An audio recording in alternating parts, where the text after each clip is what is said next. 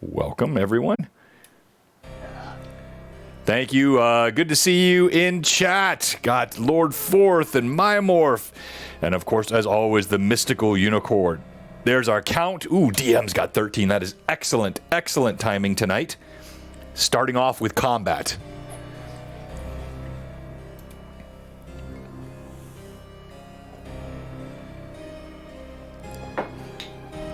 Oh, if I'm the head of Blue Box, you call me that, Robert? That is unkind. I don't like that. Wow. Let's not let that catch on. That goes right up with Josh's initial statement about Blue Box, which I have not forgotten all the years later, Josh. Are we talking smack about Josh? Because I'm here for that. Oh, wow. Good timing. No, actually, I think it was attempted smack toward me, which, of course, I will always divert to smack about Josh. Uno reverse card. Every time. Exactly. Uno reverse card. Bam. Particularly at the easy target, right? I mean, Josh is the quintessential easy target. You have 13. Honestly, you know the 5 so from vulnerable. Sunday don't count, Sean. Oh, no, they don't. That would be 18, my friend, if I had those. Uh-oh. What does that even mean? First, my question. Appreciate it. I love that voice. You need a character that does that voice, Hob. Who? Me? Yeah, Wait, what? yeah. That damsel in distress voice. That was awesome. Oh, whatever does that mean? That was awesome. We heard you. We just didn't answer you. Ignore the woman. It's fine. Ignore me. Whatever shall I do? Whatever shall I do? I do declare that is that everyone's ignoring fantastic. me. All right, so... Well, you don't have a face right now, so... Wow, how awesome is that? Everybody's in the right spot the first time. Yeah, that never happens. Yeah, Watch that's this. super rare. Same spot still? Yeah, you don't, because, I had you up in the... Yeah, you're good. See, he just does to you, Hob, what he used to do to me. Put you in last. I am the new Rory. Yeah. I accept It this. is actually true. Last. I love it. Listen, taking Rory's place right now as whatever this is, I'm about it. I'll accept it. Welcome. All right, let's go ahead and kick off our pre-roll here. We're going to get started in just a moment. Welcome, everyone. Thanks for joining us. And, of course, you know what you're in for tonight. This is Greyhawk Awakening. Uh-oh. Hold on to your britches, kids. It's going to be a wild ride. Transformers are going to show up. No doubt. At least one. I already That's what did we're it. fighting, right? That happened like 3 sessions ago. Fighting the Transformer? I was the Transformer. Oh. Different type of transformation, Oh, Rory. darn it. No dinos, Jerry. No, sir. The way that Vivi just appeared. I know, she just missed it too. She just missed the comment. Such a shame. Misty It wasn't about you, but it is now. That's funny, Robert. Love it. What was it? Hello, John. smack about Josh. We got Demon Gunned in tonight. This is neat. We may see some of his Tailspire creation tonight, Demon Gun, depending on how far you get. And there is an outside chance we may have him assisting us next week. I don't know if he might have responded. Let me see here. Next week. This is loud. What's that? Is the music loud to you? For Not us in anymore. Zoom. Just the screech of the dragon or whatever that was. That was a dragon. Well, I mean, I'm sorry. I'll make my dragons quieter next time. For your Was it delicate a dragon? ears, Hob. Tell Hog. Tell dragon? Hog. Yes, it was. Okay, good. Sounded like one. Just by the sheer shriek, I can tell. Yeah. Sounds female. Almost like it's in heat, I think. The ancient time frame. Okay. Brazil and Anaho, how do you know that? Where Listen, have we you did a been? lot of studies. In the great kingdom of Imperial Landi. Uh-oh. Vivi's already getting ramped up. It could be one of those nights. It's okay. We're both. She was on fire in our pre-call. I won't just get into it, but yeah, wow. She was... Just don't get on Vivi's bad side. Time. What's that? I said it was nice 99% of the time. Just Yes, it don't was. Piss off that 1%. Don't. She's not a nice, Don't do it. She's not a nice lady. But like, how cool would it be to see? I know. I don't know. Ask John. No, okay. I just want to clear it up so that people don't think anything. It wasn't that John caused it. Oh, no. Oh, yeah, I didn't even. Yeah. I was discussing with John what was happening, and so little bits of the of it was coming in, but not directed at John. Precisely. That 1% is dangerous. It is. The Saint of Bind, female dragon in heat. Why are there so many bards here all of a sudden? That's true. No, it's true. Hey, I think that one shot we ran where Hob and I were both bards and Vivi was a bard, I think it is inspired.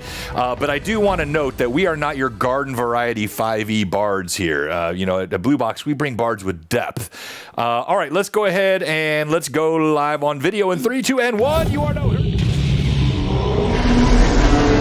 I'm sorry, was that dragon too loud? No. Welcome, everyone, to Blue Box Greyhawk Awakening. This is episode 102. We're in book 2, of course, and getting to the latter stages, at least of this part of book 2. And as I've mentioned before, it is a complex and interwoven tale, but each of these books is interconnected, and the story is evolving as the players make their decisions. Thanks for joining us tonight. Thanks for those of you that came out last night for Rory's Fall of Red Dawn on a Monday. We had a great crowd. Wound up being one of the top 3 or 4, I think, Twitch streams in D&D last night. Really good crowd. Got a lot of new followers, so thank you so much to all of you. We'll be back at our regular Sunday time for Fall of Red Dawn. That was just Rory's party dodging the Vikings game on Sunday, and they won't have to worry about that anymore. So thanks for joining us tonight, and we appreciate everyone being with us. We have this great cast of players here.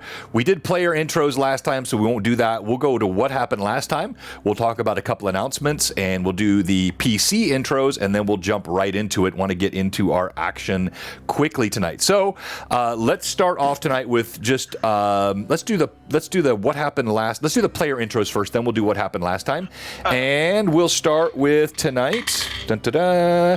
We're gonna start with you, Hob. Introduce Rowan to us. Oh God, I had a feeling. Hi, my name's Hob. I play Rowan. She's 6 foot tall. She's blonde. A bunch of issues. She's a level 3 barbarian, and a level 3 fighter and a level 2 barbarian, or maybe level 3. Don't quote me on that. She's also a furry. That's super cool. And I think that's about it about her. Yeah, although, and it's kind of got lost in the shuffle because she was out that week after, but she had this very interesting response to the appearance of the ebony-skinned, horned demon that put Lord Drax on his knees, and she went catatonic for a good 24 hours plus, simply muttering, "It's him, it's him, it's him." It's just an ex-boyfriend, don't worry. All right, and let's go ahead and let's go to the introduction of Anaho. Yeah, so Anaho is stealthy and so far has avoided death, I think, too many times to mention. He is all of somewhere less than 3 foot tall. He is a slayer and of the 7th level, and recently, as of a couple sessions ago, part paladin as he follows Paylor. Yeah, his conversion from the dark religions of his days of slavery to his willful choice to follow Paylor, and shadow was turned to light. That is Anaho. Let's go to you, Rasmus. Hey, what up, everybody? I'm Rasmus. Happy to be here. Skip. Inquisitor of the 6th level. I'm a human-ish thingy mixed with me and a body known as Rasputin. I'm not doing too great right now, mentally in the head, me and Rasmus. So we're gonna face this session head on. Well, I tell you what, I as bilious as that was, I still prefer it to the alternative that we had before. So I'll take it, Josh. Hey, I hate it. All right, let's go to you, Rory. I mean, Vivi. Sorry. No, let's do Rory again. Easy mistake. Yeah. You can do Rory again. Hi, Vivi. I play Rizia. She's a level 6 barbarian. Currently still has a glyph on her hand, trying to remove it. This time she has a friend who also has the same glyph, so 2 people with the same purpose. We learned a little bit about Rizia's preferences last episode, and hence why every single man who had approached her beforehand, Rizia stated, "You're not my type." And yeah, so we'll just see what that happens. That's all that there is about Rizia. Nothing Also, else super great and amazing. That's it right now. Just kidding. And she talks to an old man who resides in her axe. She likes melons A and melons. senile old man. Very, very nice. Okay, and then let's go to what happened last time, Rizia. Okay, so Yeah, Vivi. excuse me, I don't have my wonderful note take over here, so this is just coming from my brain. Previously on Greyhawk Awakening, the group found themselves still in the bitter cold up in the Raker Mountains. The chill audibly increasing their moods, aka making them super grumpy. Before resting, Anaho really pushed those facts of the 3 options we have. Three options. Either giving the bone to Drax, giving the bone to the Fiend Sage, or just letting us die. Like I didn't say Rowan, 4, but Rowan, okay. and Rowan. Do you say For the 4? greater good. For the greater good, because what's 2 people as opposed to like thousands or something like that. I'm down for that one. Once the group finally settled down, Anaho kind of, for some reason, leaving the fire and going around the tree, actually had the best sleep, furthest away from the fire. Out of all of us, apparently, Rowan sneaks into Rizia's sleeping bag just to seek salvage from the heat. No weirdness made from it. She just invites her in and whatever, wakes up. Val is super salty through this exchange, wakes up and gives everybody coffee, and then the group head out. As they head out, they finally come to a bridge that has a huge gap, 50 feet, correct? Uh-huh. The group discussed at a very at length on how to cross 30 minutes. Exactly. To be exact, because we fear death because of somebody, not naming any names. As we head over and try to figure out what's going on, Velfino's still a little salty, is getting impatient on just trying to wait and deciding what's going on, begins to start scaling down as Rasmus full swan dives into the abyss, handing Rizia a rope. As the rope completely disappears out of her hand, the sight of Rasmus completely vanishing, sheer panic crosses everybody as they assume the worst, as he appears on the other side. Val hanging from the rope, just looking at him. He was so mad. Really this whole time. The group, are we on all the way on the other side? Uh-huh. Yep. Okay, so sorry. Yeah, the at this group point. are able to make their way across via the rope before they are confronted by a huge something. I don't know what it is. Optimus I have not Prime. been told what it is, but it looks like murder. So continuing on our TPK, watch tonight as we all die. Absolutely. Well done and great with no notes. And welcome to everyone who's joining us tonight. Okay, and we have Mr. Jiggyfly9. I actually like that username. That's pretty cool. New chatter, a new DM, trying to get more experience. Well, welcome, Mr. Jiggyfly9. And to everyone else, I think I saw another new chatter with us tonight. And then, of course, a lot of our existing fantastic mad chatters. And yes, it could well be tonight. They are getting to this very important stage of the campaign. All right, so I'm going to save the other announcements for the break. And hey, thank you very much for the resub, my friend. And let me get this going here, and we are going to get started tonight. Let me just kill my party real quick. Just real quick. Let me just go ahead and kill him real quick. Just kill everybody. Just real quick.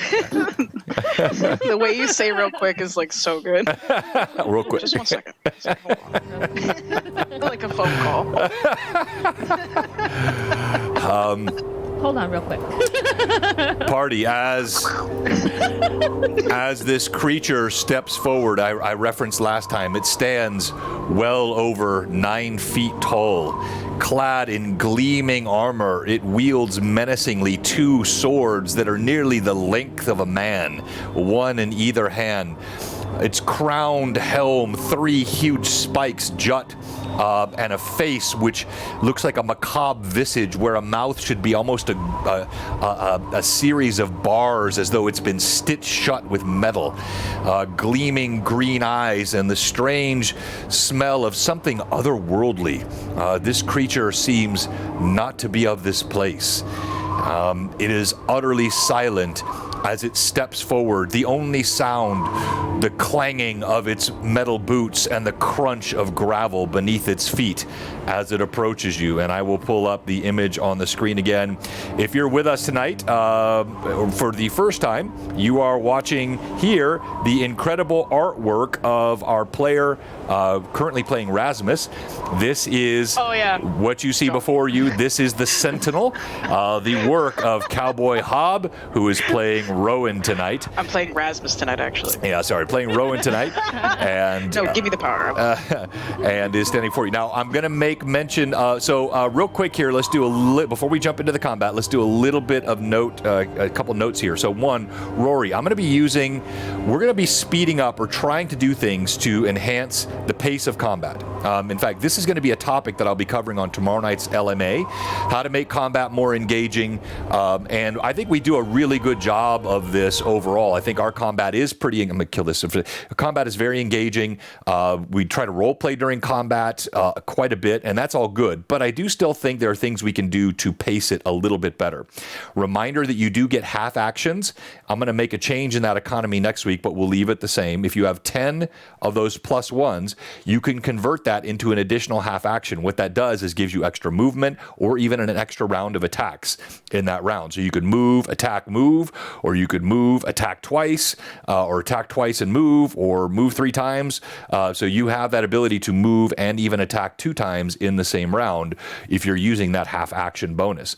But what I'm going to do tonight is I'm going to be using the initiative system, and Rory, you're going to help me with this quickly because I had this a bit ago and I've forgotten. So with the initiative tracker here in Tailspire, what I want to do is give the party the ability, and I'll go ahead and set up the OBS Ninja for you guys while I'm doing this. I forgot to do that earlier. Give you guys the ability to see the order in which the party is attacking so that you can better prepare yourselves. I think sometimes we bog down because I say, okay, Vivi, Rizzy is up now, and you didn't really know you were up as I'm kind of managing the process of martial weapons versus, missile weapons versus spells versus proximity and a couple other factors that I use for this. And so I think it catches people off guard and it slows down our combat pace. So we're going to go ahead and we're going to use this initiative tracker tonight so that you will know when your character is coming up next. So I've got this up, Rory. How do I go about actually adding the players to this initiative tracker? So click on the cog. Click it. I did. There you go. Yeah. Now you just click the order of whatever person's going. So if you start clicking the minis. Oh, I see. Click the minis. Okay. So in this case. And then make sure you click apply when you're done. Yeah, I can do that. All right. So give me the order in which you guys were. I forgot when you came across the bridge. What was the order the party was in? We didn't really have an order, unless you mean the order that we came across, which was Rasmus, Anaho. I think and then Rizia. Rizia was last. Okay. No. Rowan was in the middle, I guess. No, I think Valfino was last. All right. So Val was none last. of us know Val for was sure. salty. Val was last. Oh, he was salty. Valfino was last. Before Valfino was Rowan. Before Rowan was Rizia. Yeah. Before Rizia was Anaho. We all changed bodies. Rasmus would be at the very back, leaning over the wall. Okay, right. All right. Throwing up. I'm fine. Don't worry about me. I'm fine. All right. So we would have Anaho and Rizia sort of up front, correct? Yes. Okay, so then what we're going to do is, I believe I can slide these. Can I do that? Yep. Also, can thank you, click it in. GF Powers. I appreciate you. Oh, I think I have to do it like this. Okay, so let's move Anaho to the front and Rizia to the front, and then Rowan, and then Val, and then Rasmus. That will be the turn order. So you can see this ahead of time now, and I'm going to pop that in the Discord real quick so you guys have access to OBS Ninja for a quicker view of this screen. And if you want, you can add in your Sentinel too. Do the thing. Do it. No, that's not necessary because we do group initiative. So Gotcha. now, Makes sense. however, one other thing I will do, you guys know that we have, with our group initiative system, thank you very much, Old School, for the sub. Thank you for the follow, Sisrinsk, if I said that right. When you have certain initiative bonuses, like improved initiative or feats that you can gather in our Pathfinder 1E system here that we run. Historically, I've just given you a +1 to the group party initiative. I'm going to make a change next week. I won't start it today, where if you have any of those improved initiative feats, or you have a character that's based or built around initiative, I'm going to allow you to roll for initiative outside of the group initiative. So it actually could be 3 different initiatives: party, the enemy, and then any characters that have that extra ability, and you're going to roll with advantage for that initiative. So this is a way that we can really enable the characters that have specializations around speed of action and initiative without bogging down with that horrible D20 system and individual round initiatives that I hate so much and that bogs down combat. So we're constantly tweaking. I'll explain more of that today or next week, but for today, just note where you are. You should all be able to see that on the Ninja now. So we have, starting off first in the combat, is going to be Anaho, and we're going to roll for initiative, and let's go ahead and kick off episode 102 of Greyhawk Awakening. All right, and go ahead and make your roll. And who's rolling for the party? Let's go ahead and do, let's do you, since you're up front, Anaho. Got a 5. You have a 5 on the die. DM has a 1. So you guys saw this guy coming. You were well ready. So you have it. Go ahead, and let's start with you, Anaho. This creature, again, stands just about 5 to 7 feet in front of you. It towers over you. You don't even come to its kneecap. The wand light that makes its way through the clouds glints off of this armor, and the creature moves with an almost insectile grace. In fact, you hear a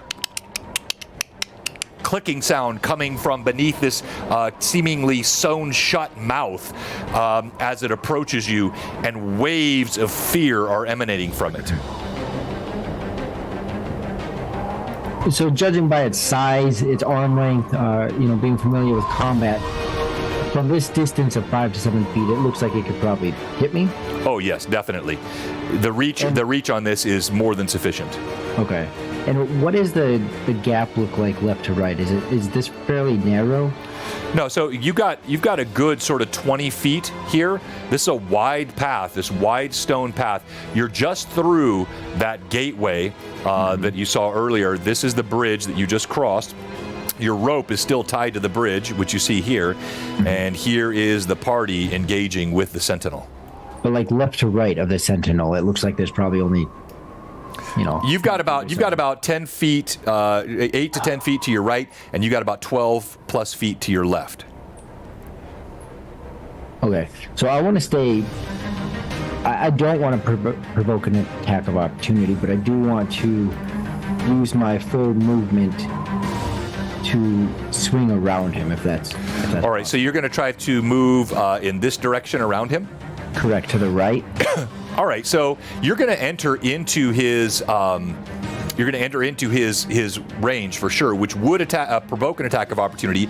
If you choose to, though, instead of attacking, you can do your movement, and you can use that sort of disengage or parry, so you can prevent him from getting an attack of opportunity by the caution of your approach around. Is that what you're doing? Yes. All right, so how far do you want to go? You can get a good 20 plus feet of movement. Do you want to come up here? 20 feet is my max. Yeah, all right. So you approach up the steps, warily holding your weapon out. You do see those insectile eyes pivot and note you, but it does not engage you. It seems to be focused on Rizia. Rizia, let's go to you next. Okay, Rizia is going to she's going to make a bull rush, so she has knockback. So once per round, a barbarian can make a bull rush attempt against one target in place of a melee attack. If successful, the target takes damage equal to my strength modifier and is moved back as normal. Okay. All right. If not successful, then the target doesn't move and it does not provoke an attack of opportunity. Okay, very good. Make your roll.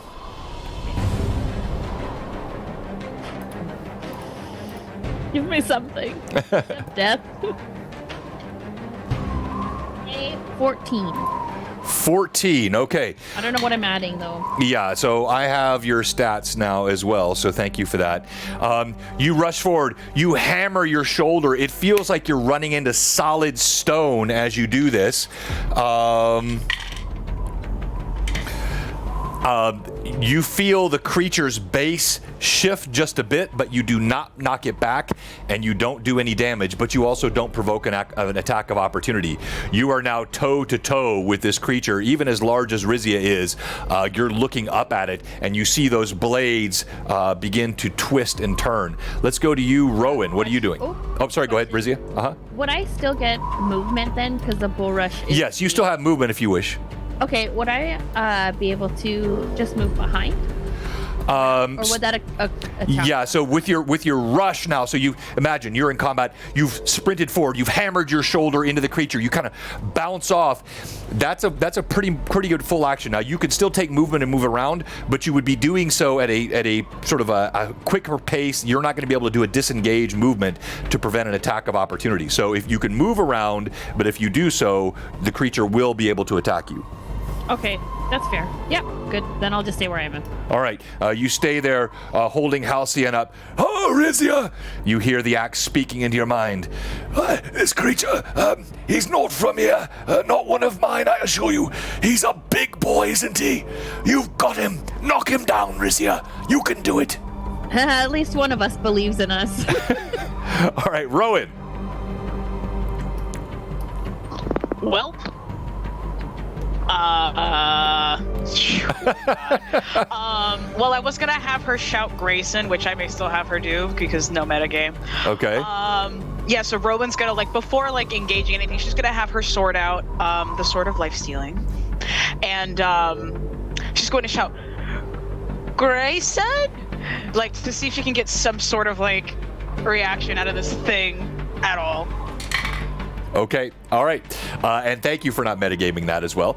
So you say that out into the air. And for the chatters that don't know, Rizia, our barbarian here, has a sentient great axe by the name of Halcyon. Halcyon speaks, but inaudibly, only to her, speaks to her telepathically. And so Grayson is the name of someone that was a ward or some sort of servant that had been mentioned by Halcyon previously. Clearly by Halcyon telling Rizia this is not one of his, this is not Grayson, but Rowan doesn't know that because she's not hearing these words. So if you're wondering what that not metagaming was, that's what it was. All right, well done. Let's go to now Valfino, who is... Hold on. Sorry, go ahead. Yes. I haven't even attacked yet. All I did was shout his name. Okay, I didn't know you were going to attack. All right. It's okay. Did he go no reaction. No reaction whatsoever.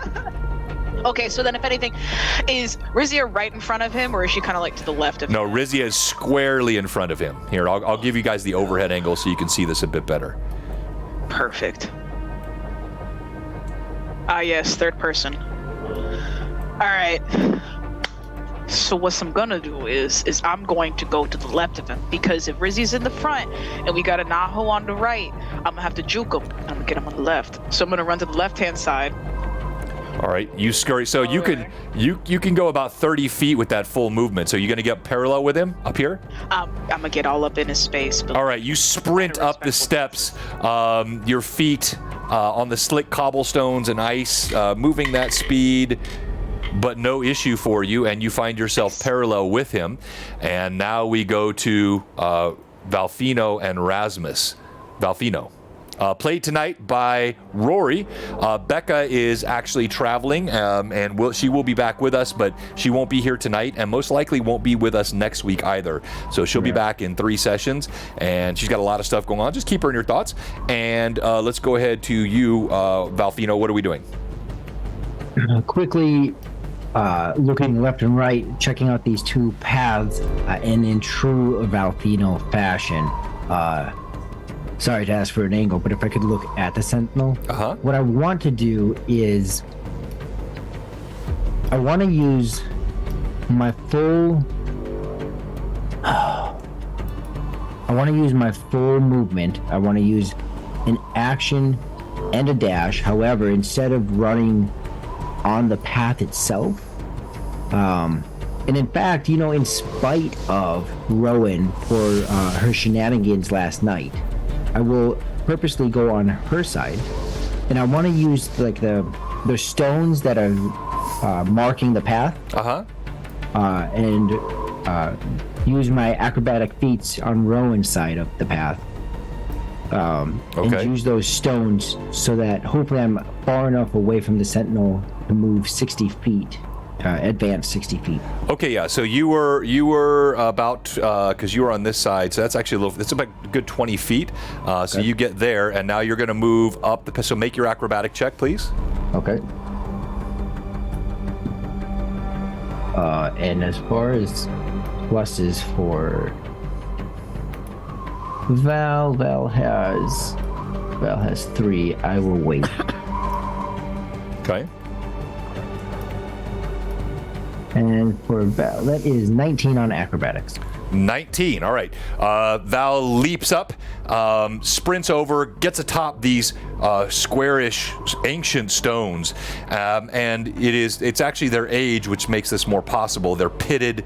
There's areas that are jagged from the wear of the mountain winds and ice and the constant freezing and unfreezing, and so dexterously, Valfino tiptoes across the top, moves full movement, and winds up here parallel and just slightly behind the Sentinel. That leaves us now with Rasmus. Rasmus, obviously you're not feeling well. What are you doing? Rasmus is leaning against the wall to his right where he was kind of left. And he's just looking up at what's going on. He's going to slowly try and edge up onto the next step, like walking with a guide rail. And he's going to lift up his left arm, and his veins are definitely a lot darker right now, running up his neck. His eyes look more sullen under, and he's going to point out at the Sentinel, and he's just going to whisper, casting Forbid Action. And he's going to direct it to not attack. All right, what is my DC to save? Will save 14. Okay, and I have plus 13. I'm gonna go ahead and use 3 on this. Plus 13. So I'm gonna make this close to a 50-50 shot for me, and I'm using the good DM die here. Yeah. You, as you speak this and you reach out, this creature is alien, not in the sense that we would think of it today, but is clearly a sentience, something different than you have encountered, and your command that you issue toward this forbidding falls, as it were, on deaf ears, having no effect on the creature, to your frustration. Now, anything else you're doing? Am I able to move up any further on that side rail? Just one more step. Yeah. All right. You moving slowly, you make your way up to that guardrail. Now we have the entire party engaged. The creature, as those twin arm, both of them, actually, distance-wise, we have, so in range, with its height and the length of these blades, we have Rowan, Rizia, and Anaho all within range. Rizia is definitely taking one of the attacks. Hey, thank you so much, sir. And now the other two, let's see. So we're going to do 1 to 3. 1 to 4 goes to Rizia, and either a 5 goes to Rowan, a 6 goes to Anaho. Oh, you know what? I can roll this on the screen for you guys. That's fun to watch. All right, so where is the second attack going? Whoops, there we go. Is it rolling and I'm missing it? There it is. A 5. Oh, Rowan, congratulations. You are getting the attack here. So the first one, Thank you, Robert. Attention. massive blade slices down, whistling through the air, and I have your armor class here. That is a hit. Oh. Rowan, It's been fun. the blade bites into your shoulder. It moves with such force and speed. It slices right through your armor like a knife through a spider web. It just frays. The armor just kind of spreads before this blade. You take 24 points of damage. It opens up a huge gash on your shoulder, and blood spurts forth. Rizia, the other blade comes toward you. Ooh, that's no, that's a hit. Yeah, you are you raging? Yeah, all right, that's a hit. Rizia. No, Rowan has armor. I mean, I got clothes on, don't I? Rizia, you take. Thank you very much. You take 27 points of damage. As it slices down, it bounces off of your shoulder, rakes down across your breastplate, cuts right across the top of your chest, opens up a huge wound, blood welling out. Again, with your armor, it just seems to cut through with ease. These massive blades, and all you hear from it, and there is no battle cry. In fact, much more ominous than a threat, much more ominous than some sort of imprecation or promise of doom, is this strange insectile clicking sound that comes from it. And party, we go to initiative. This cockroach is really Come strong. on, Rory. Does Brock stay with me 2 times in a row? Come on, Rory. Let's be a Come on. lady tonight. Come on, Rory, unless you want to see a Rory. grown woman cry, you better go well. Wait, where's the grown woman? DM has a 5 on the die. All right. I have a 2. The creature attacks first.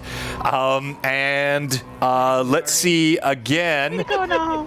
So which makes sense. I mean, you guys had, so this is all sort of simultaneous action. So as it's don't spinning, defend another shot toward Rizia, and then the other arm flings out, and once again we'll do now, because it's already attacked Rowan, it's likely to go again. So it's gonna be 1 to 3 Rizia, 4 to 5 Rowan, 6 it lashes out at Anaho, and let's 7, see what we have. Throws the blade at Rasmus. Okay. Roll that square dice. Come on now. What's going on? Why is it not? There was a square die. Oh, I have a 1. All right, so it is going both attacks at Rizia. Oh, second one didn't matter. I rolled twice. Rizia, you get both. As these blades arc down at you. The first, that is a hit. The second, that is a hit.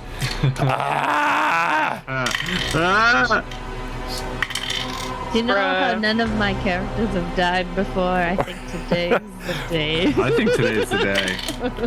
Oh my gosh. Rasmus is That beautiful closest to art you, that you're though. making. Oh my gosh, my dice are hot. Rizia, you take 51 points of damage. No, not my woman. Don't you dare. Run. You're out? Dude, She's no down. way. Okay, like dead. Like what are you at? -9. Okay, so you are not dead. You are unconscious. And you see Rizia drop to the ground as blood spurts out from everywhere. And now we go to next in the initiative order is... We're all gonna die. No, we're not. Very We're all likely. gonna die. No, we're not. We lost our meat shield. Naho, you're up. Shut up. Other And meat like shields go. one attack too. What do I see up the? What do I see up the stairs? Run. Up the stairs, you see that gate that I referenced earlier. So there's another gatehouse up there, and you can see from here, it looks like there's a closed portcullis. Who? You know, Porty? Portcullis. You It's know a what? it's one of those gates that raises and lowers. You know, like you see in old drawbridges and stuff. Gate. Yeah. Yeah. It's a vertical gate that raises and lowers. A portcullis. I Sorry. was gonna say I don't know what Portofino is. No, he said portobello. Oh, that's Delicious. a mushroom, isn't it? Okay, all right. So hold on here. We have some stuff happening in chat. We have a restoration redeemed by Tracy. All right, so that is noted. Excuse Now me. remember, all of these things happen in stream as well. So we I'll take care of it, John. Apparently, Rizzy has Oh my God, oh four my God. full heals. what's that? Amanda just said, she mentioned you. Rizia has four full heals. Okay. Way. Yeah, Rizia is beloved of the fans. There is no question. I know she had one from Pat Draws, and she had one from Fanta. I think she had two from Pat Draws, one from Fanta. Now, one got used, though. We did use one, Amanda, last week or week before, so let's make sure that she still has all of those. But yes. How many times John has tried to kill me? I told you we need our meat Stop shields. here. Oh, there were 3 at that point. Okay, very good. All right, so, Anaho, what are you doing? I am going to. It's Choo-choo. I think I'm. I mean, he just took 2 gnarly swings at Rizia. 3, actually, but yeah. I don't know how his focus necessarily works. Like if it's like any other creature that I've encountered, because they've all been actual like creatures, people. So I'm going to pray to Palor that I can do this without provoking an attack of opportunity. But I'm going to move 10 more. I'm going to advance 10 more feet. Okay. And in an arc away from him, Okay. like more towards the wall. Okay. And then I am going to, because my understanding, because now that I have this, Smite Evil lasts until either it's dead or Correct. I'm dead. That is correct. So I can use my crossbow, and no matter, even though it's a new bolt, it still works, right? I'm sorry. What? No, yeah. No, you. So when you smite evil, this is the first time you've done this. As a paladin, you are now locked into that creature. As long as that entity lives through this combat, it is smitten. Any attacks that you do upon it, all of those bonuses apply. You do get double damage on the first attack if you hit. You also apply your charisma modifier, I believe, to your armor class against that creature. So you get a host of bonuses when you smite. It is one of the most important abilities that a paladin has. And oh, by the way, who can tell me what D&D author and creator is responsible for the creation of the smite evil feat? It's relevant because we've had him on an LMA. Yeah, just recently. Kevin. Richard Baker, Robert got it. That is correct. So Richard Baker, who was with us on LMA, he made Smite Evil, one of my favorite abilities. And so Rory, you call out. This is the first time you've done this. You call out to Palor. Let me hear you call out to him. Role play it. Dad. Looking up at the sky, which cloudy or sunny, I'm looking up, peering for any hope of light. My hand raises with a crossbow in hand as I just yell out, Palor, be with us. And I load the bolt. I cast Smite Evil. It's as Charisma, which is 3. My bonus is 3. Whoa, that's cool. Charisma modifier of any to AC against the attacks. Correct. That's what it is. Yes. So level goes to your AC. Yeah, that's right. And then level goes to your to hit. AC bonus goes to your armor class. And it's 2 per level, so it's 2 to hit. Because I'm only level 1 paladin. And I'm taking it, I don't get sneak attack. Well, you're flanking though. No. Actually, yes, you would. You'll get sneak attack and you're flanking. I love it. Pat draws. Anaho looks up toward the heavens and cries, "I just met you. May sound crazy, but help me, buddies. Heal them, maybe." I love it. I wish I would have thought of that. So, am I within 15 feet? Yes, you are. So then I also get point blank, Correct. which is also a +1 to hit. Correct. And an extra d6. And I get 2d6 for sneak attack. So All right. first I got to roll to hit, which is a +3 currently to hit. Yes, I think. Which makes that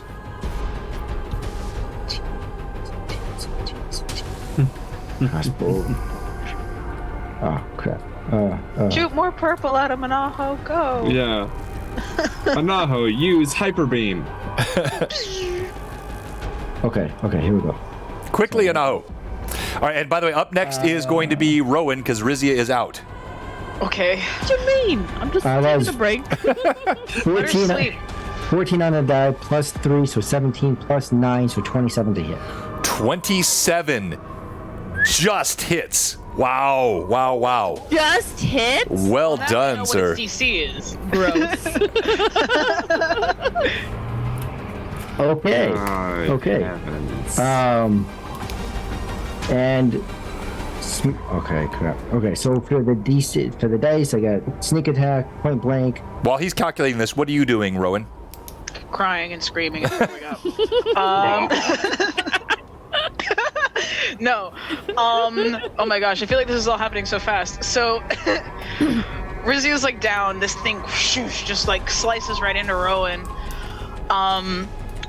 Rowan sees Rizio just drop after that hit. In a spray of blood. Oh my god, there's probably just like blood over everybody at this point within the vicinity. Yep.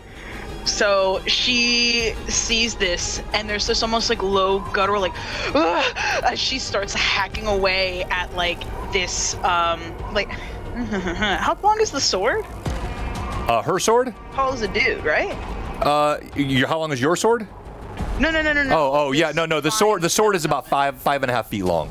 The blade it carries. Great. Okay, so mine's less than that. Very cool. So instead of hacking away, I'm gonna try to push with all the strength that I have this sword out of me, and I'm gonna try to, as soon as it's out, to drop out of the way, use that momentum to push myself out of its range, if but for a moment. And so what is the essence of what you're trying to do? Simply make this move to get out of range? I'm trying to get like behind it, basically. All right, so you're when trying to I maneuver your push way this behind. up- Okay. Yes, and then using that to kind of, as soon, because I know it probably weighs like a ton, so as soon as she's able to push it up, she's going to duck under it, the same way that you would do like a hind clean, like you lift up the weight and then you duck under it. You know what I mean? Okay, and are you using your attack action this round to disengage so you don't provoke an attack of opportunity, or are you just doing this with haste, hoping that your move will prevent the creature from attacking? I'm doing it with haste because if I may, as soon as I'm able to get this off of me and get behind it, I would at least like to strike at maybe it's like. Okay. All right. So you're going to make this move. So we're going to do a couple things as Rory finishes calculating his damage. 1, you're going to make an acrobatic check for me. 2, based on the result of that acrobatic check, I'm going to make an attack of opportunity on you, which will be modified by the success or failure of your acrobatic move. Go ahead and make your roll. Okay. Oh god, it's a lot of pressure. Woo. Okay. Thank Christ I have a +8. Okay. Actually, thank payload. 23. 23. Okay. Yeah. So you do, for a brief moment, you actually have the idea to like try to press on this blade. Discretion is the better part of valor. You realize the force and speed with which this thing is moving, even if you caught the flat, would likely break your wrist. So you pull down, you duck, and you kind of pivot underneath, coming up behind the creature. It will get an attack, but it's going to take an attack at a minus. Please let it be low. Please let it be low. You hear the blade screech against the stones. Sparks fly up in this horrific sound. Chunks of stone spray around. These blades cut deep into the stone, scattering stones everywhere, and you come up behind the creature. Roll to hit. Oh my god, I'm gonna try to just try to run it through in the butt, because that's probably like what face. Okay. All right. While you're doing that and rolling your to hit, Rory, what's your damage? All right. So sneak attack, accomplished attack, sneak attack, and yep. So that's damage. Right. That was 13 that I got on that. Okay. Now, I also have slowing strike on a successful hit. Okay. Which is half speed for 1d4 rounds. And that is a. Is there a saving throw for that? Yes. Sorry. What's the DC? It's a fortitude saving throw of 13. Fortitude saving throw of 13. You probably made that. He did. All right. Yep. And then, is there anything that you said the first strike on for a paladin? Yeah, so you double that damage So it's on the first 26 strike. damage. All right, thunk! You bury a bolt right in what looks like a vulnerable part where the gorget comes to the waist, and you slip it right in between. Thunk! You hear a meaty thud, and you see green, like almost a lime green blood start oozing out. Now we go to your roll. What was it, Rowan? It's another 23. It was a 16 on the die, and then I get a +7. Okay, 23 total. Yeah, that's in total. All right, and you are flanking the creature. Yeah. Flanking it from behind. I'm going to try to run it through.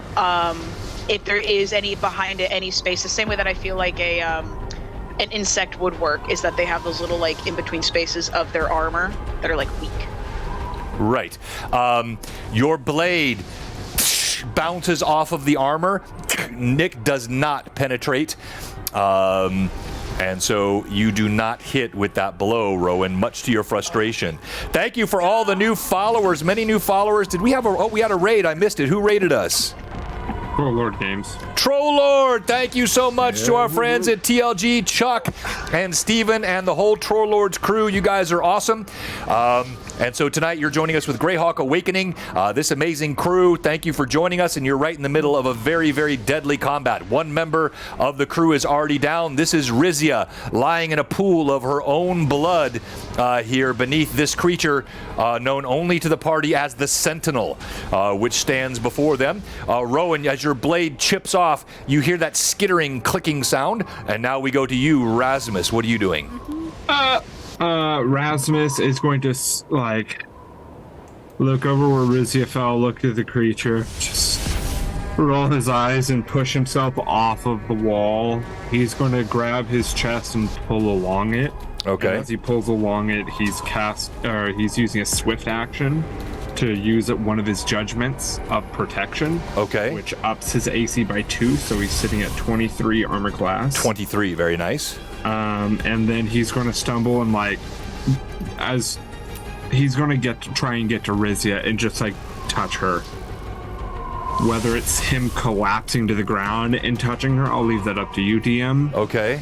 But he's just trying to get there as quickly as possible and touch her so he can cast Cure Serious Wounds. Okay, you go ahead and roll. You fall down, you touch her, you feel... as you touch her, 2 things. 1, the fading pulse, very, very weak. She's at -9. In our campaigns, true death is -10 plus your con bonus. Your con bonus, Rizia, is 3, is that right? So -13 is permadeath for that character. She's very close. But as you touch her, you make your roll, but hey, we got a hype train, let's go. Thank you, everybody. Your roll is actually not critical because you hear a voice. Oh, my friend, let me aid you. As you're touching her, you now hear Halcyon's voice in your own head, and there is suddenly a resonance, and a massive burst of healing power courses through both you and Rizia. Rizia, you are fully healed. And that goes then. Whoops, sorry. Now you guys are seeing my Sirenscape thing. Rizia, you are fully healed. Your eyes flash open. You see the form of Rasmus standing over you, and you hear Halcyon. Rizia, no laying down on the job, lass. We've got to get back at it. And John, I will change what I said. I actually do think he would have stumbled and fallen. Okay, so you stumble and you fall to your knees. Trying to keep his legs underneath him, and he just hits the ground, but reaches out and grabs Rizia. With Halcyon's help, he pushes that energy into her and just pulls his hand back. Outstanding. Man, we're working on a level 4 hype train. Let's go. We got 115 people in here. Thank you so much, everybody. We have some amazing giveaways we're going to be doing tonight. We'll announce those in a moment. That's a dino shirt. Well, we'll see. All right. So if we get a level 11 hype train, we get dinosaurs. All right. And with that, now we go to Valfino. What's Valfino doing? Well, no matter how salty Val is about the previous night and other situations that may or may not have actually happened, Rowan nonetheless is his friend, and Rizia will, by darn, by golly, see him first when she wakes up. So he will charge in. Okay. With his, oh man, I hope I don't kill him. He's gonna charge in with his longsword. Oh, wow. Martial combat for Valfino. His magical longsword. Does Becca know you're doing this? Use your magical longsword, Val. Go. Val charges into combat. He is going to come in, arm posed, up and slicing across, taking those attacks, and he is going to take his longsword and find a waist level, kind of above his head, just slightly, and thrust it in, maneuvering under his arm so that he can thrust his sword in and all the way push it in. Okay, Anaho and Rowan, 3 to you, 2 to you. Thank you so much, Renreb. Thank you, everybody, for all the gift subs. I haven't been able to keep up with them. Thank you again, Robert. Awesome. We are now completing a level 4 hype train and into the level 5 range. That is fantastic tonight. So we will have giveaways, which I'll announce here in just a bit. Let's go ahead and roll to hit on that, Valfino. Val has... One shot, one How kill, many- one shot. How many plus ones does Val have? 'Cause I'm using them. Val currently has, hold on here, 4. four. Unfortunately, not enough for whatever that's called, an advantage. An but I advantage, will yes, use but you the can- +4. I'll use all +4s. Thank you for bringing the love, my friend Chuck. Let's see here. Fury in his eyes. He's stabbing in. Okay. Dang it. That's a 13 to hit. Oh, the fury in his eyes was insufficient. He stumbles. His longsword clangs. His not oft-used longsword clangs against the creature's form, doing no damage. Rizia, you stagger to your feet, somewhat dizzied, but back in action. You have received the full healing from the combination of Rasmus and also from Halcyon, who has aided you. And we go to initiative. You have lost it, Rory. So, Rizia, you are up for initiative now. Come on, Rizzy. Do not disappoint. Let's Give go. the Riz. I just died. Give me a second. 5. Exactly. 5 on the die. All right, I'll roll on the Not screen here so you guys can see. The DM has a... 0. How'd you get I don't know where these dice are rolling off to. They're rolling somewhere. I have a 1. You have initiative. Yes, All right, thank let's go to you, Rizia. Thank God. Okay, well, she's gonna attack twice and with Halcyon, because screw Kill this. it. Okay. Screw this. As she kind of gets up to her feet, let's hang on 1 second. Let's go, Rizia. We've got him right where we want him. Remind with me one again, hit. Halcyon is a +1, correct? No, right currently he's a +2. When you added the first stone, the white stone, he's a +2 now. +2 to hit. Okay. Mhm. Good to know. First attack. Thank you, chatters. Let's go. 7 17, 18, 19 to hit for the first one. Your axe clangs off the creature, doing no damage. Okay, second one. You do have bonuses, by the way. Oh, I Use do. them. You have 12. I just rolled the die though. Well, you haven't told us what it is. I'll let you have the option. It's up to you. You'll let me have the option? Uh-huh. Then I'll add it. What do I have? You have 12. Then I'll just use a 5 to just +5 then. Okay, which makes it a 27. 27. That is a hit. Roll your damage. Do it. Kill him. Is it use your big strong arms? You can do it in one hit. You got Okay, it. nice. 11 plus 15, 26. 26 to hit. Wait, Any much I bonuses did. from Halcyon? wait. Are you talking about to hit or to damage? That's damage. Damage. So +2, you add that also. So Oh, also, okay. so 28 points. 28, yep. Oh my god. Boom! You bury Halcyon. His glittering gold blade slices into the armor, cuts deeply. You just got another 5 from Robert, so he's topped you off with that. Thank you, Robert. No, that was Rizia refresh. And you're sprayed. Now your own red blood, which is still on you, even though the wounds have closed, mixes with the green blood spurting from this creature, and Halcyon begins to sing. He's out of tune completely, but it still sounds good in your ears. Rizia, Rizia, we have this, my dear. Rizia, the creature is clearly in fear. Let's go to now. Let's bring up our initiative tracker, Anaho. Well,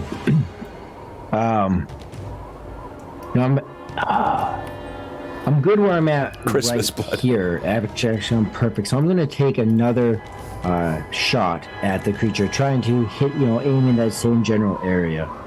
Okay, Still with go ahead. Smite Evil That's correct. active. And for any of our chatters that are wondering why is this little Haveling glowing, he is a paladin. He converted to Paylor just 3 sessions ago. He is now a devout follower of Paylor after having lived a lifetime in slavery to Drow. He has thrown off those chains and made his full conversion, and he now glows with Smite Evil. He has smitten his evil upon this creature. All right, go ahead and roll. Okay, so that makes darn it. 11 on the die plus 9 is 20 plus 3, so 23. 23, but you are now flanking. That is a hit. Roll damage. Great. And as you're calculating that, we're going to go to next in order, which is Rowan. Rowan, what are you doing? Oh dear gosh. You're Praying. also behind him flanking. And oh gosh, how is it looking so far? I mean, it looks heavily damaged. What would you say would be its weak spot from where I am currently standing? Perhaps a love of ale. You don't see any physical weak spots in this creature. We start dating. Well, Seduce it. I could kiss it, but instead, what I'm gonna do? I'm gonna have to break out the dino shirt at the break. We've stayed over 100 long enough, so not the dino shorts, the dino shirt. Yes. Bring out the dino speedo. I mean, let's go. Yeah. No, that's only for the con. They call that the D-Rex. I need to leave. Josh, all right, you get that one anachronism. I don't know what that is. That's whatever it is. Not an anachronism. That's funny. Oh, dirty. That is hilarious. Okay, all right. Oh no. Okay. All right. Well, I've completely lost my immersion now. All right, let's get serious. Let's go. We're all Back. gonna die. Yes.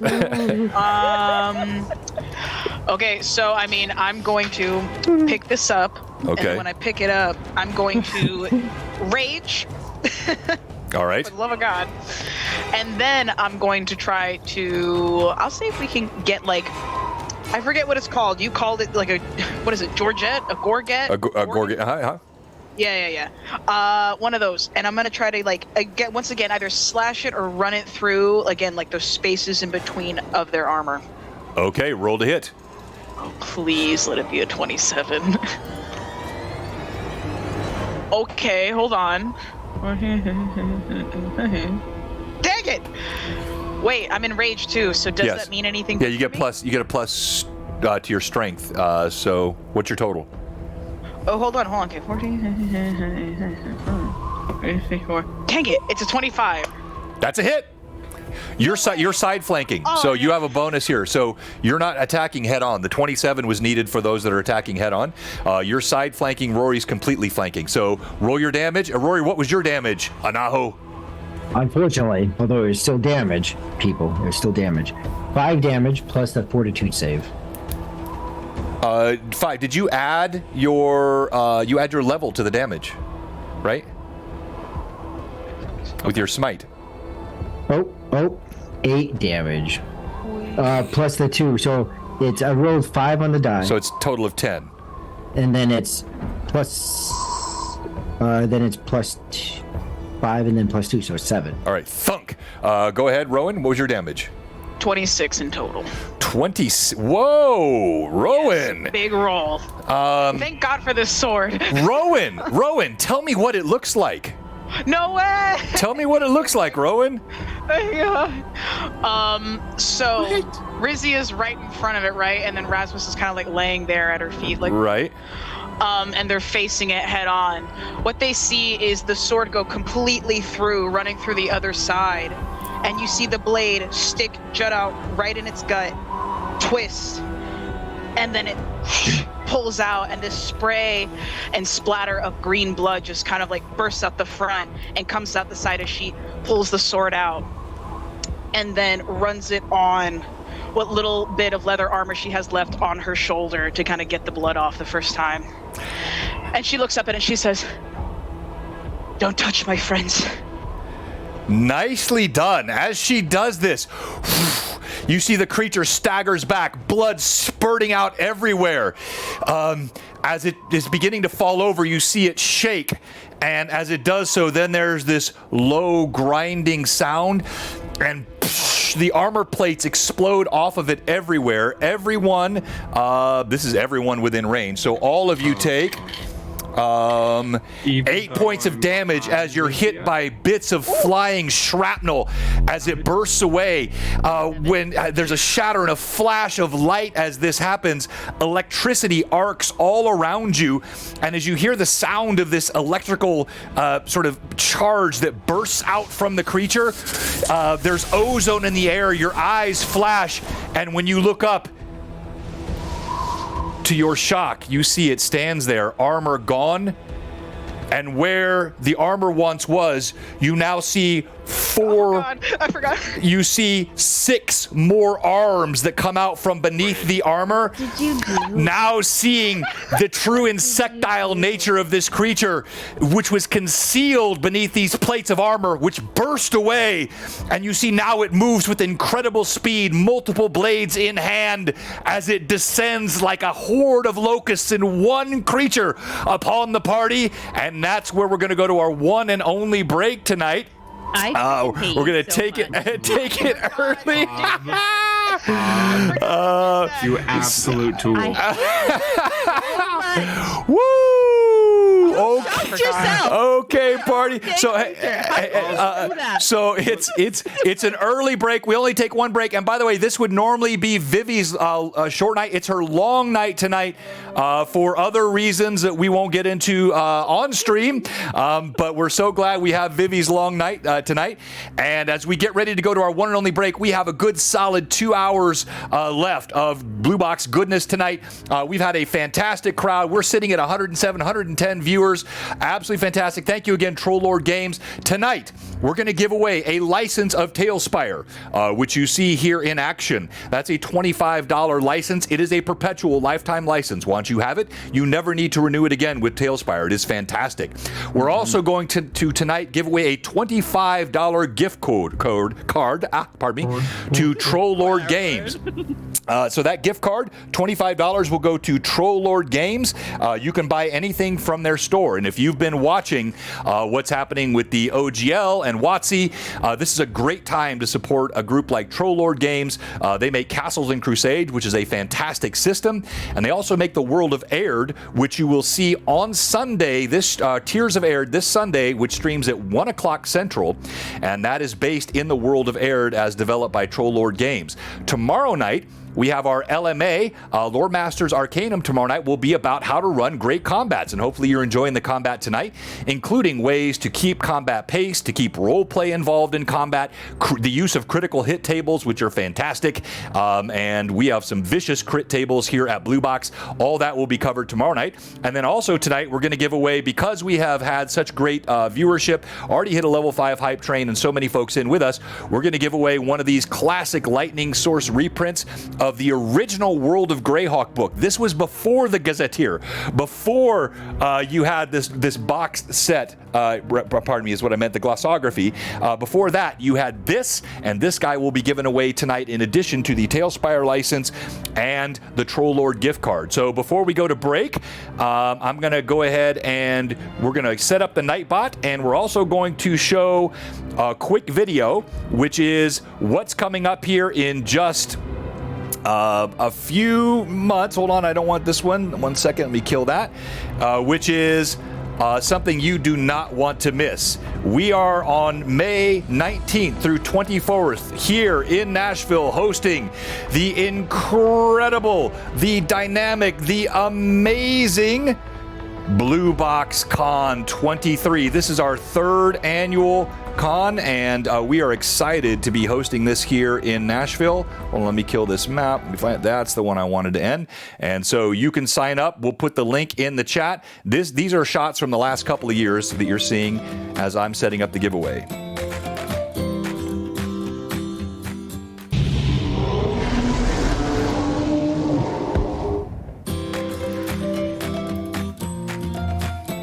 Who should have the mithril?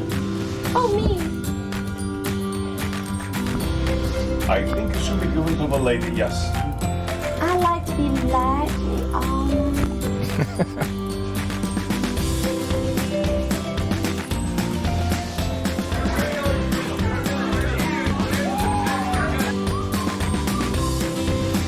I give them the And you, both of you, because you both have unarmored defense, wearing this will not cancel out unarmored defense. but You just have different types of unarmored defense. this would fit different enough in it. No, yeah, it'll absolutely fit. It'll actually, as you wear it, it'll fit to your body as you put it. Oh, I say, actually, I mean, You're taking it back? this has my name on it. I don't think so. Yeah, my name was Mithril. That's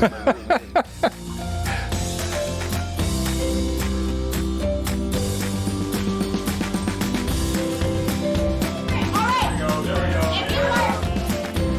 name. Type exclamation point troll in the chat. You'll be entered in the giveaway. And we're going to be right back. Our one and only short break. Stay with us. Blue Box will be right back.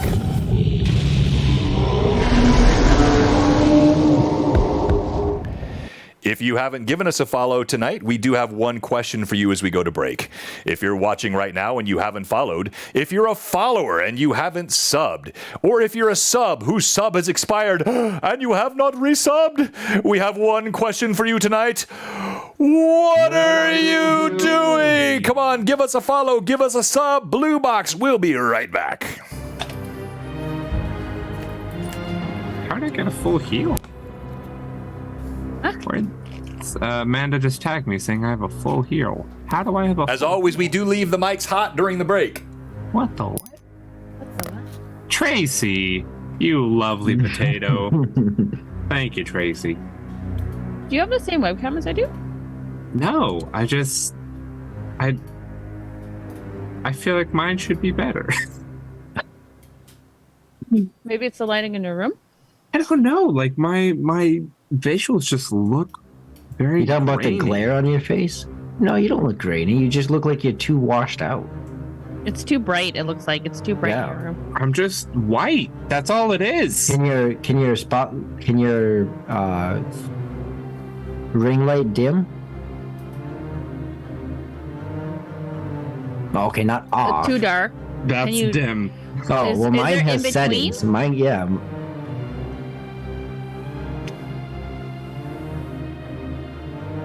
It's your ring light then. It's your ring light. Just got to get better Plus lighting. well, you might also want to offset it. So like a 45 from your left and your right instead of just straight on. Straight on.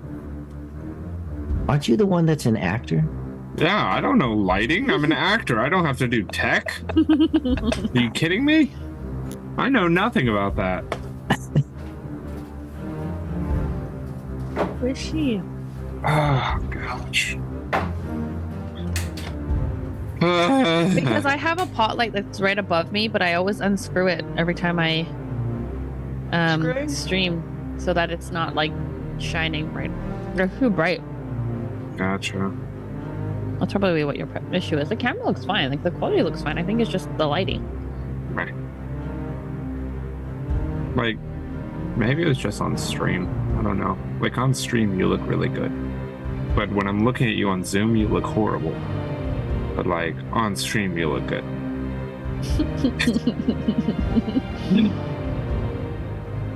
Your quality is great. When I click on you, where it's just you bigger instead of in the smaller ones, I'm liking what I'm seeing. Is what Oh, I'm saying. baby. Gross. But I'm I think flirting it's on just. stream. I think it's just your. I think it's just your lighting. So weird. If you could have an in between, like the dim and what you have on right now, I think it would be perfect. Like that? No, Now a look little at darker. look straight. A little darker, more straight. Look like the game.